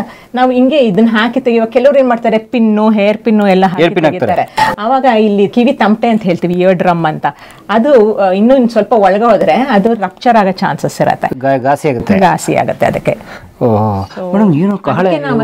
ಬ್ಯೂಗಲ್ ತರದೇನೋ ಸಿಸ್ಟಮ್ ಇಟ್ಟಿದ್ದೀರಾ? ಬಸವನಹುಳ ಅದು ನಮ್ಮ ಕೇಳಿಸ್ಕೊಳ್ಳೋದಕ್ಕೆ ಅತಿ ಮುಖ್ಯವಾದ ಅಂಗ, ಅದು ಕಿವಿ ಒಳಗಡೆ ಇರೋಂಥದ್ದು ಇನ್ನರ್ ಇಯರ್ ಅಂತ ಹೇಳ್ತೀವಿ. ಶಬ್ದಗಳು ಇದ್ರ ಮೂಲಕ ಇಲ್ಲಿ ಬಂದು ಇಲ್ಲಿ ಹೋಗಿ ಇಲ್ಲಿ ಮೂಲಕ ನರಗಳಿಂದ ನಮಗೆ ಸೊ ಇದು ಬೇಸಿಕ್ಲಿ ಇದು ಹಾರ್ಡ್ವೇರ್ ಇಷ್ಟು. ಈಗ ಇಲ್ಲಿ ಆಕ್ಚುಲಿ ವೈರಿಂಗ್ ಮೂಲಕ ಕನೆಕ್ಟ್ ಆಗ್ತಾ ಇದೆ ಬ್ರೈನ್ಗೆ. They are getting converted into like transmission codes ತರ. ಇಲ್ಲಿ ಸೌಂಡ್ ವೇವ್ ಇರುತ್ತೆ, ಇಲ್ಲಿ ಎಲೆಕ್ಟ್ರಿಸಿಟಿ ತರ, ಇಲ್ಲಿ ಎಲೆಕ್ಟ್ರಿಸಿಟಿ ಕನ್ವರ್ಟ್ ಆಗ್ಬಿಟ್ಟು electrical signals will go to the brain. ಸುಮಾರು ಪ್ರಾಬ್ಲಮ್ಸ್ ಹೇಳ್ದಲ್ಲ, ಸೊ ಅದೇ ಇದು ಆಚೆ ಕಿವಿದು, ಇದು ಮಧ್ಯ ಕಿವಿದು ಪ್ರಾಬ್ಲಮ್ಸ್ ಬರ್ಬೋದು, ಇದು ಒಳಗಡೆ ಕಿವಿದು problem. So there are 3 parts. 3 parts. 1, 2, 3. ಹೌದು. ಸೊ ಇದು ಇಲ್ಲಿ ಏನಾದ್ರೂ ಇನ್ಫೆಕ್ಷನ್ ಆದ್ರೂ ಇಲ್ಲ ಇಲ್ಲಿ ಏನಾದ್ರೂ ಇನ್ಫೆಕ್ಷನ್ ಆಗಿದ್ರು ನಮ್ಗೆ ಕಿವಿ ಕೇಳ್ಸೋಕೆ ತೊಂದರೆ ಬರುತ್ತೆ. ಇದು ನಮ್ಗೆ ಗಂಟ್ಲಿಗೆ ಇಲ್ಲಿ ಈ ಟ್ಯೂಬ್ ಇಂದ ಸೇರುತ್ತೆ. ಸೊ ನಮ್ಗೆ ಕೋಲ್ಡ್ ಕಾಫ್ ಏನಾದ್ರು ಆದ್ರೂ ಈ ಬ್ಲಾಕ್ ಇಲ್ಲಿ ಬ್ಲಾಕ್ ಆಗ್ಬಿಟ್ಟು ಇಲ್ಲಿನೂ ಇನ್ಫೆಕ್ಷನ್, ಕಿವಿನೂ ಬ್ಲಾಕ್ ಆಗುತ್ತೆ, ಇನ್ಫೆಕ್ಷನ್ ಅಲ್ಲಿಂದಾನು ಇಲ್ಲಿಗೂ ಬರುತ್ತೆ. ಸೊ ಈ ತರ ಸುಮಾರು ಸತಿ ಕಿವಿ ಇನ್ಫೆಕ್ಷನ್ ಬರ್ತಾ ಇದ್ರೆ ಅವ್ರಿಗೆ ಕಿವಿ ಕೇಳ್ಸೋಕ್ಕೆ ತೊಂದರೆ ಜಾಸ್ತಿ ಆಗುತ್ತೆ. ಇದೇ ಮಕ್ಕಳಲ್ಲಿ ಬಂದರೆ ಅವ್ರಿಗೆ ಪಾಠ ಸ್ಕೂಲಲ್ಲಿ ಕೇಳಿಸ್ಕೊಳ್ಳೋಕ್ಕೂ ಪ್ರಾಬ್ಲಮ್ ಆಗುತ್ತೆ. ಅದು ಆಡಿಟರಿ ಪ್ರಾಸೆಸಿಂಗ್ ಡಿಸಾರ್ಡರ್ ಅಂತೀವಿ. ಸೊ ಕಿವಿ ಇನ್ಫೆಕ್ಷನ್ನ ನೆಗ್ಲೆಕ್ಟ್ ಮಾಡಬಾರ್ದು, ಯಾಕಂದರೆ ಅದು ಮಕ್ಕಳಾದರೆ ಅದು ಅಕಾಡೆಮಿಕ್ಸ್ಗೆ ತುಂಬ ಇಂಪಾರ್ಟೆಂಟ್ ಆಗುತ್ತೆ. ಸೊ ಇದು ಮಧ್ಯ ಕಿವಿದು. ಸೊ ಇದು ಒಳಗಡೆ ಕಿವಿದು ಭಾಗದು. ಸೊ ಇಲ್ಲಿ ನಾವು ಏನಾದರೂ ಔಷಧಿ ಕೊಟ್ಟು ಸರಿ ಮಾಡ್ಬೋದು, ಬಟ್ ನಮ್ಮ ಒಳಗಡೆ ಕಿವಿದು ಏನಾದರೂ ಪ್ರಾಬ್ಲಮ್ ಬಂದರೆ ಅದು ಔಷಧಿಯಿಂದ ಸರಿ ಮಾಡೋದು ತುಂಬ ಕಡಿಮೆ chances. So most of the time hearing aid ಹಾಕ್ಕೊಳ್ತಾರಲ್ಲ ಸುಮಾರು ಜನ ಕಿವಿ ಕೇಳ್ದೇ ಇರೋ, ಅದು ಅವ್ರಿಗೆಲ್ಲ ಇಲ್ಲಿಂದಾನೇ ಪ್ರಾಬ್ಲಮ್ ಆಗಿರೋದು. ಆ ಕಾರಣಕ್ಕಿಂತಾನೆ ಅವರು ಹಿಯರಿಂಗ್ ಏಡ್ ಹಾಕ್ಕೊಳ್ತಾರೆ. ಇದ್ರದಿಂದ ನರದು ಹೋಗುತ್ತಲ್ಲ ನಮ್ಮ ಬ್ರೈನ್ಗೆ. ಸೊ ಆ ನರದಿಂದ ಏನಾದ್ರು ಪ್ರಾಬ್ಲಮ್ ಆದ್ರೂ ಅವ್ರಿಗೆ ಕಿವಿ ಇಲ್ಲಿ ತನಕ ಶಬ್ದ ಹೋಗುತ್ತೆ, ಅವ್ರಿಗೆ ಕೇಳಿಸುತ್ತೆ, ಬಟ್ ನರದಿಂದ ಪ್ರಾಬ್ಲಮ್ ಆದರೆ ಅರ್ಥ ಮಾಡ್ಕೊಳ್ಳೋ ಶಕ್ತಿ ಕಡಿಮೆ ಆಗುತ್ತೆ, ಪ್ರಾಸೆಸ್ ಆಗಲ್ಲ. ಸೊ ನಾವು ಏನೋ ಒಂದು ಹೇಳಿರ್ತೀವಿ, ಅವ್ರಿಗೆ ಕೇಳಿಸಿರುತ್ತೆ, ಬಟ್ ಅವ್ರು ಬೇರೆ ಏನೋ ಉತ್ತರ ಕೊಡ್ತಾರೆ. ಸೊ ಹಂಗಾದ್ರೆ ಅವ್ರಿಗೆ ಅರ್ಥ ಮಾಡ್ಕೊಳ್ಳೋ ಶಕ್ತಿ ಕಡಿಮೆ ಆಗದೆ ಅದು ನರದಿಂದ ಏನೋ ಪ್ರಾಬ್ಲಮ್ ಆಗಿದೆ ಅಂತ ಅರ್ಥ. ಸೊ ನಾವು ಇಲ್ಲಿ ನಮ್ಮ ಸಂಸ್ಥೆಯಲ್ಲಿ ಎಲ್ಲ ಭಾಗನೂ ಸೆಪ್ರೇಟ್ ಆಗಿ ಸುಮಾರು ಪರೀಕ್ಷೆ ಇಟ್ಕೊಂಡು ಡೀಟೇಲ್ ಟೆಸ್ಟಿಂಗ್ ಮಾಡಿಬಿಟ್ಟು ಅದಾದಮೇಲೆ ಅವ್ರಿಗೆ ಯಾವ ಹಿಯರಿಂಗ್ ಏಡ್ ಸೂಟ್ ಆಗುತ್ತಂತ ಚೆಕ್ ಮಾಡಿ ಅದಾದಮೇಲೆ ಪ್ರಿಸ್ಕ್ರೈಬ್ ಮಾಡ್ತೀವಿ. ಬನ್ನಿ ಪರೀಕ್ಷೆ ಮಾಡೋಣ. ಬನ್ನಿ ಈಗ ನಾವು ಒಳಗಡೆ ಹೋಗೋಣ. ಈಗ ನಿಜವಾದ ಪರೀಕ್ಷಾ ಕೇಂದ್ರ ಇದು. ಈ ಕಿವಿ ಪರೀಕ್ಷೆ ಮಾಡಬೇಕಾದ್ರೆ ಫಸ್ಟ್ ನಮಗೆ ಗೊತ್ತಾಗಬೇಕಾಗಿರೋದು ನಾವು ಏನನ್ನ ಕೇಳಿಸ್ಕೊಂಡು ಎಷ್ಟು ಮಟ್ಟಿಗೆ ಕೇಳಿಸ್ತಾ ಇದೆ ಅನ್ನೋದು ಫಸ್ಟ್, ಮತ್ತೆ ತೊಂದರೆ ಎಲ್ಲಿದೆ ಅನ್ನೋದನ್ನ ಐಡೆಂಟಿಫೈ ಮಾಡಕ್ಕೆ ಅಂತ ಸ್ಪೆಸಿಫಿಕ್ ಆಗಿ ಕೆಲವೊಂದು ಟೆಸ್ಟ್ಗಳನ್ನ ಮಾಡ್ಕೊಂತೀವಿ. ಸೊ ಅದಕ್ಕೆ ಬೇಕಾಗಿರೋಂಥ ಇನ್ಸ್ಟ್ರೂಮೆಂಟ್ ಇದು ಆಡಿಯೋಮೀಟರ್ ಅಂತ ಹೇಳ್ತೀವಿ ಇದನ್ನ. ಇದರಲ್ಲಿ ಏನಂದ್ರೆ ಬೇರೆ ಬೇರೆ ತರದ ಸೌಂಡ್ಗಳನ್ನ ಕೊಟ್ಟು ಅದು ಯಾವ ಲೆವೆಲಲ್ಲಿ ಕೇಳಿಸ್ತಾ ಇದೆ ಅನ್ನೋದನ್ನ ಇಟ್ಕೊಂಡು ಅವ್ರಿಗೆ ತೊಂದರೆ ಎಷ್ಟಿದೆ, ಯಾವ ಥರದ ತೊಂದರೆ ಇದೆ, ತೊಂದರೆ ಯಾವ ಭಾಗದಲ್ಲಿ ಇರ್ಬೋದು ಅನ್ನೋದನ್ನ ಪ್ರಿಡಿಕ್ಟ್ ಮಾಡೋಕ್ಕೆ ಸಹಾಯ ಮಾಡುತ್ತೆ. ಇದನ್ನ ಆಡಿಯೋಮೆಟ್ರಿ ಅಂತ ಕರಿತೀವಿ ಈ ಪ್ರೊಸೀಜರ್ನ. ಅಪ್ರಾಕ್ಸಿಮೇಟ್ಲಿ ದೊಡ್ಡವ್ರಿಗಾದ್ರೆ ಒಂದು 30 ರಿಂದ 45 ನಿಮಿಷದವರೆಗೂ ಈ ಪರೀಕ್ಷೆಗೆ ಸಮಯ ಹಿಡಿಯುತ್ತೆ. ಸಣ್ಣ ಮಕ್ಕಳಲ್ಲಿ ಅವರು ಹೇಳಿದ್ದನ್ನ ಹಾಗೆ ಮಾಡೋಕ್ಕಾಗದೇ ಇರೋ ಕಾರಣ ಅವ್ರಿಗೊಂದು 1-1.5 ಗಂಟೆ ಟೈಮ್ ಅಷ್ಟು ಹಿಡಿಯುತ್ತೆ. ಇದ್ರ ಜೊತೆಗೆ ಇಮಿಟೆನ್ಸ್ ಅಂತ ಒಂದು ಟೆಸ್ಟಿಂಗ್ ಹೇಳ್ತೀವಿ. ಇವಾಗ ಮೇಡಮ್ ಹೇಳ್ದಂಗೆ ಮಧ್ಯದ ಕಿವಿದ ಏನಾದ್ರು ತೊಂದರೆ ಇದೆಯಾ, ಇದ್ರೆ ಯಾವ ತರ ತೊಂದರೆ, ಅದು ಮಧ್ಯದ ಕಿವಿಲಿರೋದು ತಮಟೆ ತೊಂದ್ರೆನಾ ಅಥವಾ ಮೂಳೆಗಳ ತೊಂದ್ರೆನಾ ಅಥವಾ ಸೌಂಡ್ ಒಳಗಡೆ ಹೋಗ್ಬೇಕಾದ್ರೆ ಅದು ಸರಿಯಾಗಿ ಹೋಗ್ತಾ ಇಲ್ವಾ ಅನ್ನೋದನ್ನ ಐಡೆಂಟಿಫೈ ಮಾಡೋಕ್ಕೆ ಇನ್ನೊಂದು ಮಿಷಿನ್ ಇದೆ, ಅದು ಇಮಿಟೆನ್ಸ್ ಅಂತ ಕರಿತೀವಿ. ಅಲ್ಲಿಂದ ಮುಂದೆ ಹೋದ್ರೆ ಒಳಗಡೆ ಕಿವಿದು ಸೆನ್ಸಿಟಿವ್ ಸೆಲ್ಸ್ ಬರುತ್ತೆ, ಹೇರ್ ಸೆಲ್ಸ್ ಅಂತ ಹೇಳ್ತೀವಿ. ಆ ಸೆಲ್ಗಳೇನೆ ನಮಗೆ ಮೆಕ್ಯಾನಿಕಲ್ ಸೌಂಡ್ ಇವಾಗ ಏನು ಹೋಗ್ತಾ ಇದೆ ಒಳಗಡೆ ವೈಬ್ರೇಷನ್ ಆಗಿ ಒಳಗಡೆ ಹೋಗ್ತಾ ಇರೋದನ್ನ ಎಲೆಕ್ಟ್ರಿಕಲ್ ಸಿಗ್ನಲ್ ಆಗಿ ಕನ್ವರ್ಟ್ ಮಾಡೋದೇ ಈ ಬಸವನುಳ ಅಂತ ತೋರಿಸಿದ್ರಲ್ಲ ನೀವು, ಅದ್ರೊಳಗಡೆ ಇರೋಂಥ ಈ ಸೂಕ್ಷ್ಮ ಸೆಲ್ಸ್, ಹೇರ್ ಸೆಲ್ಸ್ ಅಂತ ಕರಿತೀವಿ. ಅಲ್ಲಿ ಸೌಂಡ್ಗಳು ಸ್ಪೆಸಿಫಿಕ್ ಆಗಿ ಹೈ ಫ್ರೀಕ್ವೆನ್ಸಿ ಯಾವುದು, ಲೋ ಫ್ರೀಕ್ವೆನ್ಸಿ ಯಾವುದು ಡಿವೈಡ್ ಆಗಿಬಿಟ್ಟು ನಮಗೆ ನರಗಳಿಗೆ ಅದೇ ರೀತಿ ಕೋಡ್ ಇನ್ ಮಾಡುತ್ತೆ. ಇದು ಹೈ ಫ್ರೀಕ್ವೆನ್ಸಿ, ಇದು ಲೋ ಫ್ರೀಕ್ವೆನ್ಸಿ, ಇದು ಈ ಶಬ್ದ ಅಂತ. ಯಾವಾಗ ಆ ಶಬ್ದಗಳು ಮೆದ್ಲಿಗೆ ಹೋಗುತ್ತೆ ಅದೆಲ್ಲ ಡಿಕೋಡ್ ಆಗಿ ಇಂಥ ಶಬ್ದ ಬಂತು ಅನ್ನೋದು ಅವ್ರಿಗೆ ಅರಿವಿಗೆ ಬರೋದು. ಸೊ ಈ ಪರೀಕ್ಷೆ ಮಾಡೋದ್ರಿಂದ ನಮಗೆ ಓವರ್ ಆಲ್ ಒಂದು ಸೌಂಡ್ಗಳು ಹೇಳ್ತೀವಿ, ಪ್ಯೂರ್ ಟೋನ್ಸ್ ಅಂತ ಹೇಳ್ತೀವಿ. ಪೀ ಅಂತ ಸೌಂಡ್ ಬರುತ್ತೆ, ಅದು ಬೇರೆ ಬೇರೆ ಫ್ರೀಕ್ವೆನ್ಸಿಯಲ್ಲಿ ಕೊಡ್ತೀವಿ. ಈ ಥರ ಬೇರೆ ಬೇರೆ ಫ್ರೀಕ್ವೆನ್ಸಿಯಲ್ಲಿ ಸೌಂಡ್ ಕೊಟ್ಟು ಇದು ಯಾವ ಲೆವೆಲಲ್ಲಿ ಇದೆ ಅನ್ನೋದು ಈ ಥರ ಜಾಸ್ತಿ ಕಡಿಮೆ ಮಾಡಿಕೊಂಡು ನಾವು ಸೌಂಡನ್ನು ಜಾಸ್ತಿ ಕಡಿಮೆ ಮಾಡಿ ಯಾವ ಲೆವೆಲಲ್ಲಿ ಅವ್ರಿಗೆ ಅತಿ ಸೂಕ್ಷ್ಮವಾಗಿ ಯಾವ ಲೆವೆಲಲ್ಲಿ ಕೇಳಿಸ್ತಾ ಇದೆ ಅನ್ನೋದನ್ನ ಫಸ್ಟು ಮಾರ್ಕ್ ಮಾಡ್ಕೊತೀವಿ. ಅದನ್ನು 250 ಹರ್ಟ್ಸಲ್ಲಿ, 500 ಹರ್ಟ್ಸಲ್ಲಿ, 1000 ಹರ್ಟ್ಸಲ್ಲಿ ಆ ಥರ 8000ವರೆಗೂ ಮಾಡಿದ್ರೆ ನಮಗೆ ಓವರ್ ಆಲ್ ಅವ್ರದ್ದು ಯಾವ ಲೆವೆಲಲ್ಲಿ ಇದೆ ಅಕ್ರಾಸ್ ಫ್ರೀಕ್ವೆನ್ಸಿ ಅನ್ನೋದು ಒಂದು ಅರಿವಿಗೆ ಬರುತ್ತೆ. ರೈಟಿಗೆ ಬೇರೆ ಟೆಸ್ಟಿಂಗು, ಲೆಫ್ಟಿಗೆ ಬೇರೆ ಟೆಸ್ಟಿಂಗ್ ಮಾಡಿ ಒಂದೊಂದು ಕಿವಿಯಲ್ಲೂ ಎಷ್ಟು ತೊಂದರೆ ಇದೆ ಅನ್ನೋದು ಗೊತ್ತಾಗುತ್ತೆ. ಈಗ ಇಲ್ಲಿ ತೋರಿಸ್ತಾ ಇರೋ ಥರ 10, 10, 10, 15, 35 ಮತ್ತೆ 55 ಲೆವೆಲಲ್ಲಿ ರೆಸ್ಪಾನ್ಸ್ ಇದೆ ಈ ಪೇಷಂಟ್ಗೆ ಮಾಡಿರೋದ್ರಲ್ಲಿ. ಸೊ ನಾವ್ ಎಲ್ಲಿವರೆಗೂ ಅದು 15 ಒಳಗಡೆ ಇರುತ್ತೆ. ಈ ಮಾರ್ಕಿಂಗ್ ಯಾವಾಗ 15 ಒಳಗಡೆ ಇರುತ್ತೆ ಅದನ್ನ ನಾರ್ಮಲ್ ಅಂತ ಕನ್ಸಿಡರ್ ಮಾಡ್ಬಿಡ್ತೀವಿ. ಯಾವಾಗ 15ಕ್ಕಿಂತ ಕೆಳಗಡೆ ಇಳಿಯುತ್ತೆ ಅವಾಗ ಅದು ಕಿವಿ ತೊಂದರೆ ಇದೆ ಅನ್ನೋದು ಇದಾಗುತ್ತೆ. ಈ ಪರ್ಟಿಕ್ಯುಲರ್ ಪೇಷಂಟ್ ಅಲ್ಲಿ ಇದು ನಾವು ಬಂದಿರೋದು ವಯಸ್ಸಾದ ಒಂದು ಸೆಕ್ಷನ್ಗೆ. ವಯಸ್ಸಾದ್ಮೇಲೆ ಕಿವಿ ಕಡಿಮೆ ಆಗುತ್ತೆ, ಕೇಳಿಸೋದು ಸ್ಪಷ್ಟವಾಗಿ ಕೇಳಿಸಲ್ಲ ಅನ್ನೋದು ಯಾಕೆ ಅಂತ ಹೇಳಿದ್ರೆ, ಇಲ್ಲಿ ನೋಡಿ ನಾನು ಹೇಳ್ದಂಗೆ 15 ಒಳಗಡೆನೆ ಇದೆ 3. ಸೊ ಹಾಗಾಗಿ ನನಗೆ ಚೆನ್ನಾಗಿ ಕೇಳಿಸುತ್ತೆ ಅನ್ನೋದು ಅವ್ರಿಗೆ ಧೈರ್ಯ. ಯಾಕಂದ್ರೆ ಬೇರೆ ಸುಮಾರು ಶಬ್ದಗಳು ಸುಮಾರು ಚೆನ್ನಾಗಿ ಕೇಳಿಸ್ತಾ ಇರುತ್ತೆ. ಬಟ್ ಇಲ್ಲಿ ಕೊನೆಗೆ ಹೋದಾಗ 3 ಫ್ರೀಕ್ವೆನ್ಸಿಯಲ್ಲಿ ಮಾತ್ರ 15ಕ್ಕಿಂತ ಕೆಳಗಡೆ ಹಿಡಿತು. ಈಗ ಸ, ಶ, ಚ ಆ ಥರ ಶಬ್ದಗಳು ಮಾತಲ್ಲಿ ಬಂದಾಗ ಅವರು ಕೇಳಿಸ್ತಾ ಇರೋದು ಶ ಬದಲು ತ ಕೇಳಿಸಿರುತ್ತೆ, ತ ಬದಲು ಟ ಕೇಳಿಸಿರುತ್ತೆ. ಹಾಗಾಗಿ ಅವ್ರ ಮಾತು ನಾವೊಂದು ಹೇಳಿದ್ರೆ ಅವ್ರು ಇನ್ನೊಂದೇನೋ ಅರ್ಥ ಮಾಡ್ಕೊಂಡು ತಪ್ಪಾಗಿ ಹೇಳ್ತಿರ್ತಾರೆ. ಆವಾಗ ಬೇರೆಯವ್ರಿಗೆ ಮಾತಾಡೋರಿಗೆ ಇವ್ರ ಕಿವಿ ತೊಂದರೆ ಅನ್ನಿಸ್ತಾ ಇರುತ್ತೆ. ಬಟ್ ಇವ್ರಿಗೆ ಈ ಭಾಗದಲ್ಲಿ ಕೇಳಿಸ್ತಾ ಇರೋದ್ರಿಂದ ನನಗೇನು ತೊಂದರೆ ಇಲ್ಲ ಅಂತ ಒಪ್ಕೊಳ್ಳಲ್ಲ. ನಾವ್ ಎಷ್ಟೇ ಹೇಳಿದ್ರು ಅವರು ನನ್ಗೇನ್ ತೊಂದರೆ ಇಲ್ಲ, ಚೆನ್ನಾಗಿ ಕೇಳಿಸ್ಕೊತೀನಿ, ನಿನ್ ಕರಿ ನನ್ನ ಅಂತ ಹೇಳ್ತಾರೆ. ತಿರುಗಿ ನೋಡ್ತಾರೆ, ನೋಡ್ದಾ ನನ್ ಕೇಳಿಸ್ಲಿಲ್ವಾ ಈಗ ಅಂತಾರೆ. ಬಟ್ ಮಾತಾಡಿದಾಗ ಆ ಪದಗಳು ಮಾತ್ರನೇ ಅವ್ರಿಗೆ ಸ್ಪಷ್ಟವಾಗಿ ಅರ್ಥ ಆಗಿರಲ್ಲ, ರಿಪಿಟೇಷನ್ ಕೇಳ್ತಾರೆ. ಸೊ ಆ ಥರ ತೊಂದರೆ ಇದ್ದಾಗ ಈ ಥರ ಆಡಿಯೋಗ್ರಾಮ್ಸ್ ಬರುತ್ತೆ. ಸೊ ಇವಾಗ ನಾನು 15ರಿಂದ 120ವರೆಗೂ ಹೋಗ್ಬೋದು ಸೌಂಡ್ ಟೆಸ್ಟಿಂಗಲ್ಲಿ. ಸೊ ಅಲ್ಲಿಗೆ ನನಗೆ ನಾರ್ಮಲ್ ಇಂದ ಹಿಡಿದು ಪ್ರೊಫೌಂಡ್ ಹಿಯರಿಂಗ್ ಲಾಸ್ ಅಂತ ಹೇಳ್ತೀವಿ. ಈಗ 15 ಮೇಲ್ಗಡೆ 90 ಒಳಗಡೆ ಇದ್ರೆ ಕಿವಿಗೆ ಮಿಷಿನ್ ಹಾಕಿ ಕೇಳಿಸೋ ಥರ ಮಾಡ್ಬೋದು. 90ಕ್ಕೆ ಮೇಲ್ ಹೋದ್ರೆ ಮಿಷಿನ್ ಹಾಕಿದ್ರು ಬರೀ ಶಬ್ದಗಳು ಇದೆ ಇಲ್ಲ ಅನ್ನೋದು ಮಾತ್ರ ಗೊತ್ತಾಗುತ್ತೆ, ಮಾತಿಂದು ಬೆಳವಣಿಗೆ ಏನೂ ಆಗೋದಿಲ್ಲ. ನಾವು ಅದನ್ನ ನೆಕ್ಸ್ಟ್ ಹೋದಾಗ ನಾನು ನಿಮ್ಗೆ ತೋರಿಸ್ತೀನಿ ಮಿಷಿನ್ ಅಂದರೆ ಯಾವ ಥರ ಇರುತ್ತೆ. 95 ಮೇಲ್ ಹೋದರೆ ಯಾವ ಥರ ಸಾಧನ ಯೂಸ್ ಮಾಡಬೇಕಾಗತ್ತೆ ಅನ್ನೋದನ್ನ ತೋರಿಸ್ತೀನಿ. ಈಗ ಟೆಸ್ಟಿಂಗ್ ಮಾಡಿಸ್ಕೊಂಡು ನೋಡ್ತೀರಾ ಒಂದ್ಸಲ? ಟೆಸ್ಟಿಂಗ್ ಮಾಡ್ಸೋಣ. ಏನು ಸರ್ ಇದು ಮಿಷಿನ್? ಅಂದರೆ ಕಿವಿಲಿ ತಮಟೆ ಇದೆಯಾ ವ್ಯಾಕ್ಸ್ ಇದೆಯಾ ಅನ್ನೋದನ್ನ ನೋಡೋದಕ್ಕೆ ಕ್ಯಾಮ್ರಾ ಸ್ಪೈ ಕ್ಯಾಮ್ ಥರ ಕಿವಿ ಒಳಗಡೆ ಇಷ್ಟೆಲ್ಲ ಗಲೀಜಿದೆಯಾ? ಇಲ್ಲ ಇಲ್ಲ, ಗಲೀಜ್ ಏನಿಲ್ಲ, ಕರೆಕ್ಟ್ ಆಗಿದೆ. ಕರೆಕ್ಟ್ ಇದೆ ಸರ್. ಇದನ್ನು ಕಾಣಿಸ್ತದೆ ಅಸಹ್ಯವಾಗಿ. ಒಂದು ನಿಮಿಷ, ಇಲ್ಲಿ ನೋಡಿ, ಪರಿಪೂರ್ಣವಾಗಿ ನಿಮ್ಮ ಕಿವಿ ತಮಟೆ. ಓ ಕರೆಕ್ಟ್ ಇದೆಯಾ? ಅದೇನು ವೈಟ್ ಕಲರ್ ಏನದು ಪ್ಯಾಚ್ ಆಗಿದೆ ನಿಮ್ದು. ಮೊದಲು ಯಾವಾಗಲಾದ್ರೂ ಕಿವಿ ಇನ್ಫೆಕ್ಷನ್ ಆಗಿತ್ತಾ ನಿಮ್ದು? ಚಿಕ್ಕ ವಯಸ್ಸಿನಲ್ಲಿ ಕಿವಿ ಸೋರಿದ್ದು? ನಮ್ಮ ಅಮ್ಮನ ಕೇಳಬೇಕು. ಹಾ, ಮೋಸ್ಟ್ಲಿ ಅವಾಗ ಆಗಿರೋಂಥ ಚಾನ್ಸಸ್ ಜಾಸ್ತಿ. ಕಿವಿ ಸೋರಿರುತ್ತೆ ನನಗೆ. ಅದು ಇನ್ನೂ ಕಲೆ ಇದೆ. ಹಾ ಹೌದು, ಕಲೆ ಒಂದ್ಸಲ ಆದ್ರೆ ನೋಡಿ ಈ ಕಡೆದು ನಿಮಗೆ ಗೊತ್ತಾಗತ್ತೆ, ಆ ಕಡೆದಕ್ಕೂ ಈ ಕಡೆದಕ್ಕೂ ವ್ಯತ್ಯಾಸ ಕಾಣಿಸ್ತಾ. ವೈಟ್ ಪ್ಯಾಚ್ ಇಲ್ಲ, ಸಂಪೂರ್ಣವಾಗಿ ಏನು ಇಲ್ಲ. ಅಲ್ಲಿ ಮಧ್ಯದಲ್ಲಿ ಒಂಥರ ತೂತ್ ತರ ಇತ್ತು, ಇದ್ರಲ್ಲಿ ಏನು ತೂತಿಲ್ಲ. ಮತ್ತೆ ಆ ಲೈಟ್ ಕಾಣಿಸ್ತಾ ಇದೆಯಾ? ಆ ಲೈಟ್ ಇರೋದ್ರ ಅರ್ಥ ಏನು ಅಂತಂದ್ರೆ ಪರಿಪೂರ್ಣವಾಗಿ ನಾರ್ಮಲ್ ಆಗಿದೆ ನಿಮ್ ತಮಟೆ ಸ್ಟ್ರಕ್ಚರ್. ಕಿವಿ ಒಳಗಡೆ ಒಂದು ಲೈಟ್ ಇದೆಯಾ ನನಗೆ? ಹಾ, ಅಂದ್ರೆ ನಾವು ಲೈಟ್ ಕೊಟ್ಟಾಗ ಅಲ್ಲಿಂದ ಲೈಟ್ ಕಳಿಸುತ್ತೆ. ಈ ತರ ಹೆಡ್ಫೋನ್ಸ್ ಬರುತ್ತೆ. ನಾನು ಹೇಳಿದ್ನಲ್ಲ, ಆ ಶಬ್ದಗಳು ಎಲ್ಲಿಂದ ಕೊಡ್ಬೇಕು ಅಂತ ಹೇಳಿದ್ರೆ ಈ ತರ ಹೆಡ್ಫೋನ್ ಅಲ್ಲಿ ಕೊಡ್ಬೋದು. ಈ ಹೆಡ್ಫೋನ್ ಅಲ್ಲಿ ಕೇಳಿಸ್ಕೊಂಡು ನಮ್ಗೆ ಉತ್ತರ ಕೊಟ್ರೆ ಅದಕ್ಕೆ ತಕ್ಕಂತೆ ಅಲ್ಲಿ ಪ್ಲಾಟ್ ಮಾಡ್ತಾ ಹೋಗ್ತೀವಿ.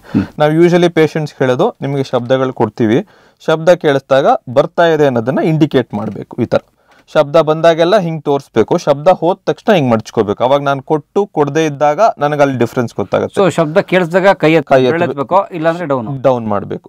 ಸೂಕ್ಷ್ಮವಾಗಿ ಬಂದ್ರು, ಅಷ್ಟೀ ಕಡಿಮೆ ಕೇಳಿಸ್ತಾ ಇದೆ ಅಂತ ಅನ್ಸಿದ್ರು ಬೆರಳ ತೋರಿಸ್ಬೇಕು, ಗಮನ ಕೊಡಬೇಕು, ಅದು ಇಂಪಾರ್ಟೆಂಟ್. ಈ ಗಮನ ಕೊಡ್ಲಿಲ್ಲ, ಇವಾಗ ಹೊಟ್ಟೆ ಹಸ್ದಾಗ ನನ್ ಕೇಳಿಸೋದು ಕಡಿಮೆ ಆಗುತ್ತಾ ಅಂತಂದಾಗ ಹೊಟ್ಟೆ ಹಸ್ದಾಗ ಹೊಟ್ಟೆ ಮೇಲೆ ಗಮನ ಹೋಗಿ ಪರೀಕ್ಷೆ ಮೇಲೆ ಗಮನ ಇಲ್ಲ ಅಂತಂದ್ರೆ ಆಟೋಮೆಟಿಕ್ ಆಗಿ ಕಡಿಮೆ ಆಗುತ್ತೆ. ಇಲ್ಲ ಹಸುವಾಗಿದ್ರು ಕೂಡ ಹೆಂಗಾರು ಕಷ್ಟ ಬಿದ್ದು ಕೇಳಿಸ್ಕೊಂತೀನಿ.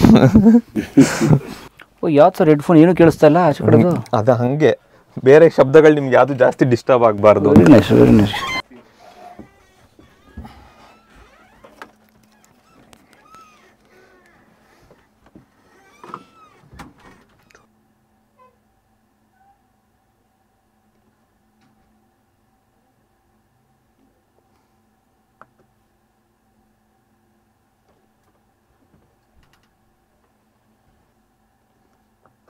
ಕಲ್ಲು ಮಣ್ಣು, ತಾಯಿ ತಂದೆ, ಗಂಟು ಮೂಟೆ, ಅತ್ತ ಇತ್ತ, ಸುತ್ತಮುತ್ತ, ಬೇಳೆಕಾಳು, ಅಲ್ಲಿ ಇಲ್ಲಿ, ಈಗ ಆಗ, ನಮ್ಮ ನಿಮ್ಮ, ಕಷ್ಟ ಸುಖ, ಆಸ್ತಿ ಪಾಸ್ತಿ, ಹಕ್ಕಿ ಪಕ್ಷಿ, ಆಸ್ತಿ ಪಾಸ್ತಿ, ಗಂಟು ಮೂಟೆ.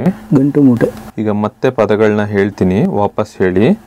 ರೈತ, ಅನ್ನ, ಚಾಕು, ಬಸ್ಸು, ಗಾಡಿ, ಮರ, ನೀಲಿ, ರೈಲು, ಮೊಳೆ, ಭತ್ತ, ಮಂಚ, ಬೆಕ್ಕು, ಲಾರಿ, ಮನೆ, ನಲ್ಲಿ, ಮೇಕೆ, ಮೊಲ, ಕಾಗೆ, ಸೇಬು, ದೀಪ, ದೀಪ, ರವೆ, ರೈಲು, ಲೋಟ, ಚಾಕು, ಗೂಬೆ, ಕತ್ತು, ಕೃಷ್ಣ, ಉಪ್ಪು, ನದಿ. ಈಗ ಈ ಪಾರ್ಟ್ ಆಫ್ ದ ಟೆಸ್ಟಿಂಗ್ ಮುಗ್ದಿದೆ. ಈಗ ನಮ್ಗೆ ನಾನು ಹೇಳ್ದೆ ಒಂದು ಎಷ್ಟು ತೊಂದರೆ ಇದೆ ಅನ್ನೋದನ್ನ ನೋಡ್ಲಿಕ್ಕೆ ಪರೀಕ್ಷೆ ಮಾಡ್ತೀವಿ ಅಂತ, ಅದು ಈ ಭಾಗದಲ್ಲಿ ಮುಗೀತು. ಮತ್ತೆ ಮಾತು ಎಷ್ಟು ನಿಮ್ಗೆ ಯಾವ ಲೆವೆಲ್ ಅಲ್ಲಿ ನಿಮ್ಗೆ ಅರ್ಥ ಮಾಡ್ಕೊಳಕ್ ಸ್ಟಾರ್ಟ್ ಆಗ್ತಾ ಇದೆ ನಮ್ ಮಾತಿನ ಪರೀಕ್ಷೆ ಮಾಡಿದೆ. ಅದು ಕರೆಕ್ಟ್ ಆಗಿ ನಮ್ಗೆ ಇವಾಗ ನಾನು ಆ ಶಬ್ದ ಕೊಟ್ಟು ಮಾಡಿದಕ್ಕೂ ಮಾತುಗೂ ಕರೆಕ್ಟ್ ಆಗಿ ಕೋರ್ಲೇಟ್ ಆಗ್ತಾ ಇದೆಯಾ ಅಂತ ಚೆಕ್ ಮಾಡ್ಕೊಂಡ್ವಿ. ಮತ್ತೆ ಆ ಇಂಡಿವಿಜುವಲ್ ಪದಗಳನ್ನ ಹೇಳಿ ನಿಮ್ಗೆ ಅರ್ಥ ಮಾಡ್ಕೊಳ್ಳೋ ಶಕ್ತಿ ನರದಲ್ಲಿ ಎಷ್ಟಿದೆ ಅನ್ನೋದನ್ನ ನೋಡ್ಕೊಂಡೆ. ಸೊ ಮಾಡಿದ್ದು 3 ಪರೀಕ್ಷೆ, 3 ಪರೀಕ್ಷೆಯಿಂದ ಗೊತ್ತಾಗಿದ್ದು 3 ವಿಚಾರಗಳು. ಆ 3 ವಿಚಾರಗಳನ್ನ ನಾವು ಪರಿಪೂರ್ಣವಾಗಿ ಅನಲೈಸ್ ಮಾಡಿದ್ರೆ ನಮಗ್ ತೊಂದರೆ ಎಷ್ಟಿದೆ, ನರಗಳು ಚೆನ್ನಾಗಿದ್ಯಾ, ಮಾತರ್ಥ ಮಾಡ್ಕೊಳ್ಳೋದ್ರಲ್ಲಿ ಎಷ್ಟು ತೊಂದರೆ ಇದೆ ಅಥವಾ ಇಲ್ಲ ಅನ್ನೋದ್ರ ಬಗ್ಗೆ ಅರಿವಿಗೆ ಬರುತ್ತೆ. ಅದು ಜೊತೆಗೆ ಇದನ್ನ ಕಿವಿ ಹಿಂಭಾಗದಲ್ಲಿ ಇಟ್ಟು ಮೂಳೆಯಿಂದ ಸೌಂಡ್ ಕೊಟ್ಟು ಆ ಮೂಳೆಯಿಂದ ಕೇಳಿಸೋದು ಯಾವ ಲೆವೆಲ್ ಅಲ್ಲಿ ಕೇಳಿಸ್ತಾ ಇದೆ ಅನ್ನೋದನ್ನ ಪರೀಕ್ಷೆ ಮಾಡ್ಕೊಂಡ್ರೆ ನಮ್ಗೆ ಕಿವಿ ಒಳಗಡೆ ತೊಂದರೆ ಇದೆಯಾ, ಮಧ್ಯಭಾಗದಲ್ಲಿ ತೊಂದರೆ ಇದೆಯಾ ಅಂತ ಡಿಫ್ರೆನ್ಶಿಯೇಟ್ ಮಾಡಬಹುದು. ಓಕೆ, ಅಂದ್ರೆ ಇದು ಮೂಳೆಯಿಂದ ಕೇಳುತ್ತೆ. ಹೌದಾ? ಕೇಳುತ್ತೆ. ಅದನ್ನ ಬೋನ್ ಕಂಡಕ್ಷನ್ ಹಿಯರಿಂಗ್ ಅಂತ ನಾವ್ ಹೇಳ್ತೀವಿ. ಸೊ ಅದೇ ನಮ್ಗೆ ತುಂಬಾ ಇಂಪಾರ್ಟೆಂಟ್. ಅಂದ್ರೆ ಈಗ ಹೊರಗಡೆಗೂ ಈ ಮೂಳೆಯಿಂದ ಕೇಳಿಸೋದಕ್ಕೂ ಡಿಫ್ರೆನ್ಸ್ ಎಷ್ಟು ಬರುತ್ತೆ ಅನ್ನೋದ್ರ ಮೇಲೆ ನಮ್ಗೆ ಎಲ್ಲಿ ತೊಂದರೆ ಇದೆ ಮತ್ತೆ ಯಾವ ತರ ಟ್ರೀಟ್ಮೆಂಟ್ ಮಾಡಬೇಕು ಅನ್ನೋದು ಡಿಸೈಡ್ ಆಗುತ್ತೆ. ಓಕೆ, ಮೂಳೆಯಿಂದ ಕೇಳಿಸುತ್ತೆ ಅನ್ನೋದು ಹೊಸ ವಿಷಯ. ಆದ್ರೆ ರೆಗ್ಯುಲರ್ ಆಗಿ ಕೇಳಿಸಲ್ಲ ನಿಮ್ಗೆ.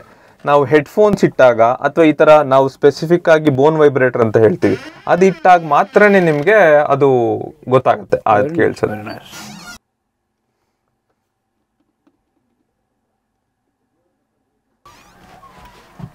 ಈಗ ಪರೀಕ್ಷೆ ಮುಗ್ದಿದೆ ಸರ್. 2 ತರದಲ್ಲಿ ನಿಮ್ಗೆ ನಾನು ತೋರಿಸ್ತೀನಿ ಬನ್ನಿ. ನಿಮ್ಗೆ ಆಗ್ಲೇ ಎಕ್ಸ್ಪ್ಲೈನ್ ಮಾಡಿದ ತರ ಎಲ್ಲ 15 ಒಳಗಡೆನೆ ಇದೆ ನಿಮ್ದು.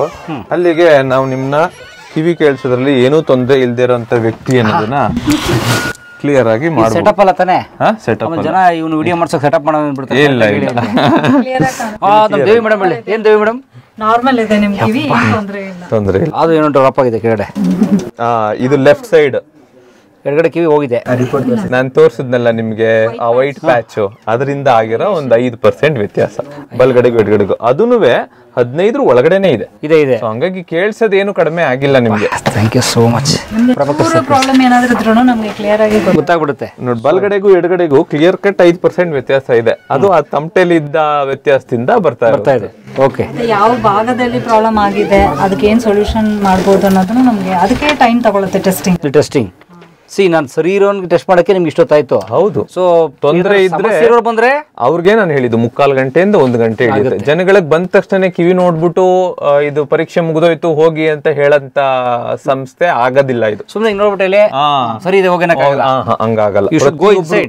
ಅವಾಗಷ್ಟೇನೆ ನಮ್ಗೊಂದು ಪರಿಪೂರ್ಣವಾಗಿ ಒಂದು ಮಾಹಿತಿ ಸಿಗುತ್ತೆ ಅವ್ರ ಮಿಷಿನ್ ಉಪಯೋಗ ಆಗುತ್ತೋ ಇಲ್ವೋ ಅಂತ. ಇಲ್ಲಿಗೆ ಬಂದವ್ರು ಸುಮಾರು ಜನ ಅದೇ ತರ ಮಾಡ್ತಾರೆ. ತುಂಬಾ ಲೇಟ್ ಆಗ್ಬಿಡುತ್ತೆ, ಇಲ್ಲಿಗೆ ಬಂದ್ರೆ ಬೆಳಗಿನ ಸಂಜೆವರೆಗೂ ಕೂತ್ಕೋಬೇಕು ಅನ್ನೋದು ರೆಗ್ಯುಲರ್ ಆಗಿ ನಮ್ಗೆ ಆಗಂತ ಇದು. ಬಟ್ ಆದ್ರೆ ಈ ಪ್ರೊಸೀಜರ್ಗೆ ಅಷ್ಟು ಟೈಮ್ ತಗೊಳುತ್ತೆ. ನಾವು ಅವಾಗ ಅಷ್ಟೇನೆ ಅವ್ರಿಗೆ ಒಂದು ಪರಿಪೂರ್ಣವಂತ ಮಾಹಿತಿ ಕೊಟ್ಟು ಅವ್ರಿಗೆ ಏನ್ ಸಹಾಯ ಮಾಡ್ಬೋದು ಅನ್ನೋದನ್ನ ನಮ್ಗೆ ಅರಿವಿಗೆ ಬರೋದು ಅವಾಗ ಮಾತ್ರನೇ. Very nice. ಮತ್ತೆ ಇವೆಲ್ಲ ಲೇಟೆಸ್ಟ್ ಎಕ್ವಿಪ್ಮೆಂಟ್ಸ್, ತುಂಬಾ ಮಾಡರ್ನ್ ಎಕ್ವಿಪ್ಮೆಂಟ್ಸ್ ಈ ಕಿವಿ ಪರೀಕ್ಷೆಗೆ. ಇದು ಒಂದು ಮಿಷಿನ್ಗೆ 10,500ರಿಂದ 12 ಲಕ್ಷ ರೂಪಾಯಿವರೆಗೂ ಆಗುತ್ತೆ. ಯಪ್ಪ, ಇವಾಗ ಊಟಕ್ಕೆ ಹೋದಾಗ ಹಂಗೆ ಹಿಡ್ಕೊಂಡು ಹೋಗ್ಬಿಟ್ರೆ 12 ಲಕ್ಷ ಎತ್ಕೊಂಡು ಲೆಕ್ಕ. ಆದ್ರೆ ನಮ್ಮ ಸೆಕ್ಯೂರಿಟಿ ಅವ್ರು ಬಿಡ್ಬೇಕಷ್ಟೇ. ಸೂಪರ್. ಇದು ಸ್ಪ್ಯಾಮ್ ಕಿವಿ ಒಳಗಡೆ ಹೋಗೋ ಕ್ಯಾಮ್ರಾ ಇಷ್ಟಿರುತ್ತೆ. ಹೌದು ಸರ್, ನಮಸ್ತೆ. ನಮಸ್ತೆ ಸರ್. ತಮ್ಮ ಹೆಸರು ಪರಿಚಯ? ಮೋಹನ್ ಅಂತೇಳಿ ಸರ್. ಯಾವ ಊರು? ಕನಕಪುರ ಹತ್ರ ಸರ್. ಎಲ್ಲಿ ಕನಕಪುರದಲ್ಲಿ? ಕನಕಪುರ ಹತ್ರ ತಟ್ಟೆಕೆರೆ ಸರ್. ತಟ್ಟೆಕೆರೆ, ಆನೇಕಲ್ ರೋಡ್. ಹಾಂ ಸರ್. ಓಕೆ. ಇಲ್ಲಿ ಮೈಸೂರಲ್ಲಿ ನಮ್ಮ ದೊಡ್ಡಪ್ಪ ಅವ್ರಿಗೆ 2 ಕಡೆ ಕಿವಿ ಕೇಳಿಸ್ತಿರಲಿಲ್ಲ ಸರ್. ಇವ್ರು ನಿಮ್ಮ ದೊಡ್ಡಪ್ಪನ? ಹಾಂ ಸರ್, ನಿಮ್ಮ ದೊಡ್ಡಪ್ಪ. ಏನಿರು ಸರ್? ರಾಜಣ್ಣ ಅಂತೇಳಿ. ಡಾಕ್ಟರ್ ರಾಜ್ಕುಮಾರ್. ಹೆಂಗ್ತಾರೆ ನೋಡಿ ಅಂಕಲ್. ಅಂಕಲ್ ಏನು ಪ್ರಾಬ್ಲಮ್? ತುಂಬ ದಿನದಿಂದ ಕಿವಿ 2 ಸೈಡ್ ಕೇಳಿಸ್ತಿರ್ಲಿಲ್ಲ ಸರ್. ಅದಕ್ಕೇನೆ ಇಲ್ಲಿ ನನ್ನ ಫ್ರೆಂಡ್ ಒಬ್ರು ಸಜೆಸ್ಟ್ ಮಾಡಿದ್ರು, ಚೆನ್ನಾಗಿ ಮಾಡ್ತಾರೆ ಅಂತೇಳಿ ಅದಕ್ಕೆ ಕರ್ಕೊಂಡು ಬಂದಿದೆ ಸರ್. ಇಲ್ಲಿ ಈಗ ಕೇಳಿಸ್ತಾ ಇದೆಯಾ? ಇವಾಗ ಕೇಳಿಸ್ತಿದೆ ಸರ್. ಅವ್ರು ಮಾತಾಡ್ತಾರೆ ಸರ್. ಊಟ ಮಾಡಿದ್ರಾ? ಮಾಡ್ದೆ ಸರ್. ಹಾಂ. ಏನು ಪ್ರಾಬ್ಲಮ್ ನಿಮಗೆ? ಕಿವಿ ಕೇಳಿಸ್ತಾ ಇಲ್ಲ. ಎಷ್ಟು ನಿಮ್ಗೆ ಏಜು?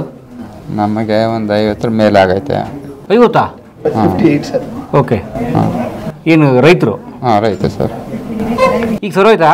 ಈಗ ಕೇಳಿಸ್ತಾ ಇದೆ ಸರ್. ಕೇಳಿಸ್ತಾ ಇದೆ. ಹಾಂ. ಮಷಿನ್ ಹಾಕಿದ್ದಾರೆ. ಬಟ್ ಕೇಳಿಸ್ದೇ ಇರಕ್ಕೆ ಏನು ತುಂಬಾ ಸೌಂಡ್ ಅಲ್ಲಿ ಇರ್ತಿದ್ರ ಅಥವಾ ಏನು ಕೆಲಸ? ಸೌಂಡ್ ಬರ್ತಾ ಇದೆ ಸರ್ ಇವಾಗ. ಅಲ್ಲಲ್ಲ, ನೀವು ಮೊದಲು ಕಿವಿ ಕೇಳಿಸ್ದೆ ನೀವು ಕೇಳಿಸೋದು ನಿಂತೋಗಕ್ಕೆ ಮೊದ್ಲೇನು ತುಂಬಾ ಸೌಂಡ್ ಕೇಳಿಸ್ಕೊತಾ ಇದ್ರ ಅಥವಾ ಏನು ಜಾಸ್ತಿ ನಾಯ್ಸ್ ಅಲ್ಲಿ ಇದ್ರ? ಮೊದಲು ಯಾರ ಮಾತಾಡಿದ್ರೆ ವಾಯ್ಸು ಗೊತ್ತಾಗೋದು, ಏನು ಮಾತಾಡ್ತಾರೆ ಅನ್ನೋದು ಅರ್ಥ ಆಯ್ತಾ ಕೇಳಿಸ್ತಾ ಇರಲ್ಲ. ಈಗ ಕೇಳಿಸುತ್ತೆ. ನಿಮ್ಮ ಹೆಂಡತಿ ಇದ್ದಾರೆ. ಸೊ ಅವ್ರ ಹತ್ರ ಮಾತಾಡೋದು ತೆಗೆದ್ಬಿಡ್ತೀರಾ? ಅವ್ರು ಮಾತಾಡೋದು ತೆಗೆದ್ಬಿಡ್ತೀರಾ ಅದನ್ನ? ಭಯಂಕರ ಕಿಲಾಡಿ ಅಂಕಲ್. ಈಗ ನೀವು ನೋಡಿದಿರಲ್ಲ, ಇವರಿಗೆ ಕಿವಿ ತೊಂದರೆ ಇದೆ. ಯಾಕೆ ಅಂತ ಹೇಳಿದ್ರೆ ವಯಸ್ಸಿಗೆ ಸಹಜವಾಗಿ ಬಂದಿರೋಂಥ ತೊಂದರೆ. ಸೊ ನಮಗೆ ಈಗ ಮುಂಚೆ 15 ವರ್ಷ 16 ವರ್ಷ ಆದಾಗ ನಾವು ಚೆನ್ನಾಗಿ ಓಡಾಡ್ತಿದ್ವಿ. ಆದರೆ ಬರ್ತಾ ಬರ್ತಾ ನಮ್ಮ ಕಾಲಲ್ಲೂ ಸಹ ವಯೋಸಹಜವಾಗಿ ಸ್ವಲ್ಪ ನಾವು ನಡೆಯೋದು ನಿಧಾನ ಆಗುತ್ತೆ. ಹಾಗೆ ಪ್ರತಿಯೊಂದು ನರಗಳು ವಯಸ್ಸಾಗ್ತಾ ಆಗ್ತಾ ಅದ್ರದ್ದು ಕ್ಷಮತೆ ಕ್ಷೀಣಿಸ್ತಾ ಬರುತ್ತೆ. ಹಾಗಾಗಿ ಇವರಿಗೆ ವಯಸ್ಸಿಗೆ ಸಹಜವಾಗಿ ಆಗಿರೋ ತೊಂದರೆ. ಸೊ ಹಾಗಾಗಿ ಪರೀಕ್ಷೆ ಮಾಡಿ ಮಿಷಿನ್ ಕೊಟ್ಟಿದ್ದಾರೆ. ಈಗ ಹಾಕಿ ಕೂರಿಸಿದಾರಲ್ವ ನಿಮಗೆ, ಅಂದರೆ ಈಗ ನಾವು ಯಾಕೆ ಕೂರಿಸಿದ್ದೀವಿ ಅಂದರೆ ಈಗ ಸ್ವಲ್ಪ ಹೊತ್ತು ಕೂತ್ಕೊಂಡು ಅಡ್ಜಸ್ಟ್ ಆಗಿದೆಯಾ, ಈಗ ನಾವು ಮಾತಾಡೋದು ಕೇಳುತ್ತಾ, ಹಿಂದೆಯಿಂದ ಮಾತಾಡೋದು ಕೇಳುತ್ತಾ, ತಲೆನೋವು ಬರುತ್ತಾ, ಇದನ್ನೆಲ್ಲ ನೋಡಿಕೊಂಡು ನಾವು ಪರೀಕ್ಷಾರ್ಥಕವಾಗಿ ಕೊಟ್ಟಿರೋದು, ಟ್ರಯಲ್ ಆಗಿ ಕೊಟ್ಟಿರೋದು ಅವ್ರಿಗೆ ಸೂಟ್ ಆಗ್ತಿದೆ ಅಂತ ಹೇಳಿದ್ರೆ ನಾವು ಅದನ್ನು ರೆಕಮೆಂಡ್ ಮಾಡ್ತೀವಿ. ಗ್ರೇಟ್. ಕಲಾ ಮಾಧ್ಯಮದ ಎಲ್ಲಾ ಎಪಿಸೋಡುಗಳು ನಿಮಗೆ ಸಿಗಬೇಕು ಅಂತಂದ್ರೆ ಕಲಾ ಮಾಧ್ಯಮ ಯೂಟ್ಯೂಬ್ ಚಾನೆಲ್ನ ಸಬ್ಸ್ಕ್ರೈಬ್ ಮಾಡಿ, ಬೆಲ್ ಐಕಾನ್ನ ಕ್ಲಿಕ್ ಮಾಡಿ, ತಪ್ಪದೇ ಮಾಡಿ. ಈ ವಿಡಿಯೋ ನೋಡಿದ್ದಕ್ಕೆ ನಿಮಗೆ ತುಂಬಾ ಧನ್ಯವಾದಗಳು. ಪುಸ್ತಕಗಳನ್ನ ಓದು ಮನಸ್ಸನ್ನು ಅರಳಿಸುತ್ತೆ, ಬುದ್ಧಿಯನ್ನು ಚುರುಕು ಮಾಡುತ್ತೆ, ಕಾಣದ ಹೊಸ ಲೋಕವನ್ನು ಪರಿಚಯಿಸುತ್ತೆ. ಹಾಗಾಗಿ ಓದುವ ಸಂಸ್ಕೃತಿ ಹೆಚ್ಚಾಗ್ಲಿ. ಧನ್ಯವಾದ.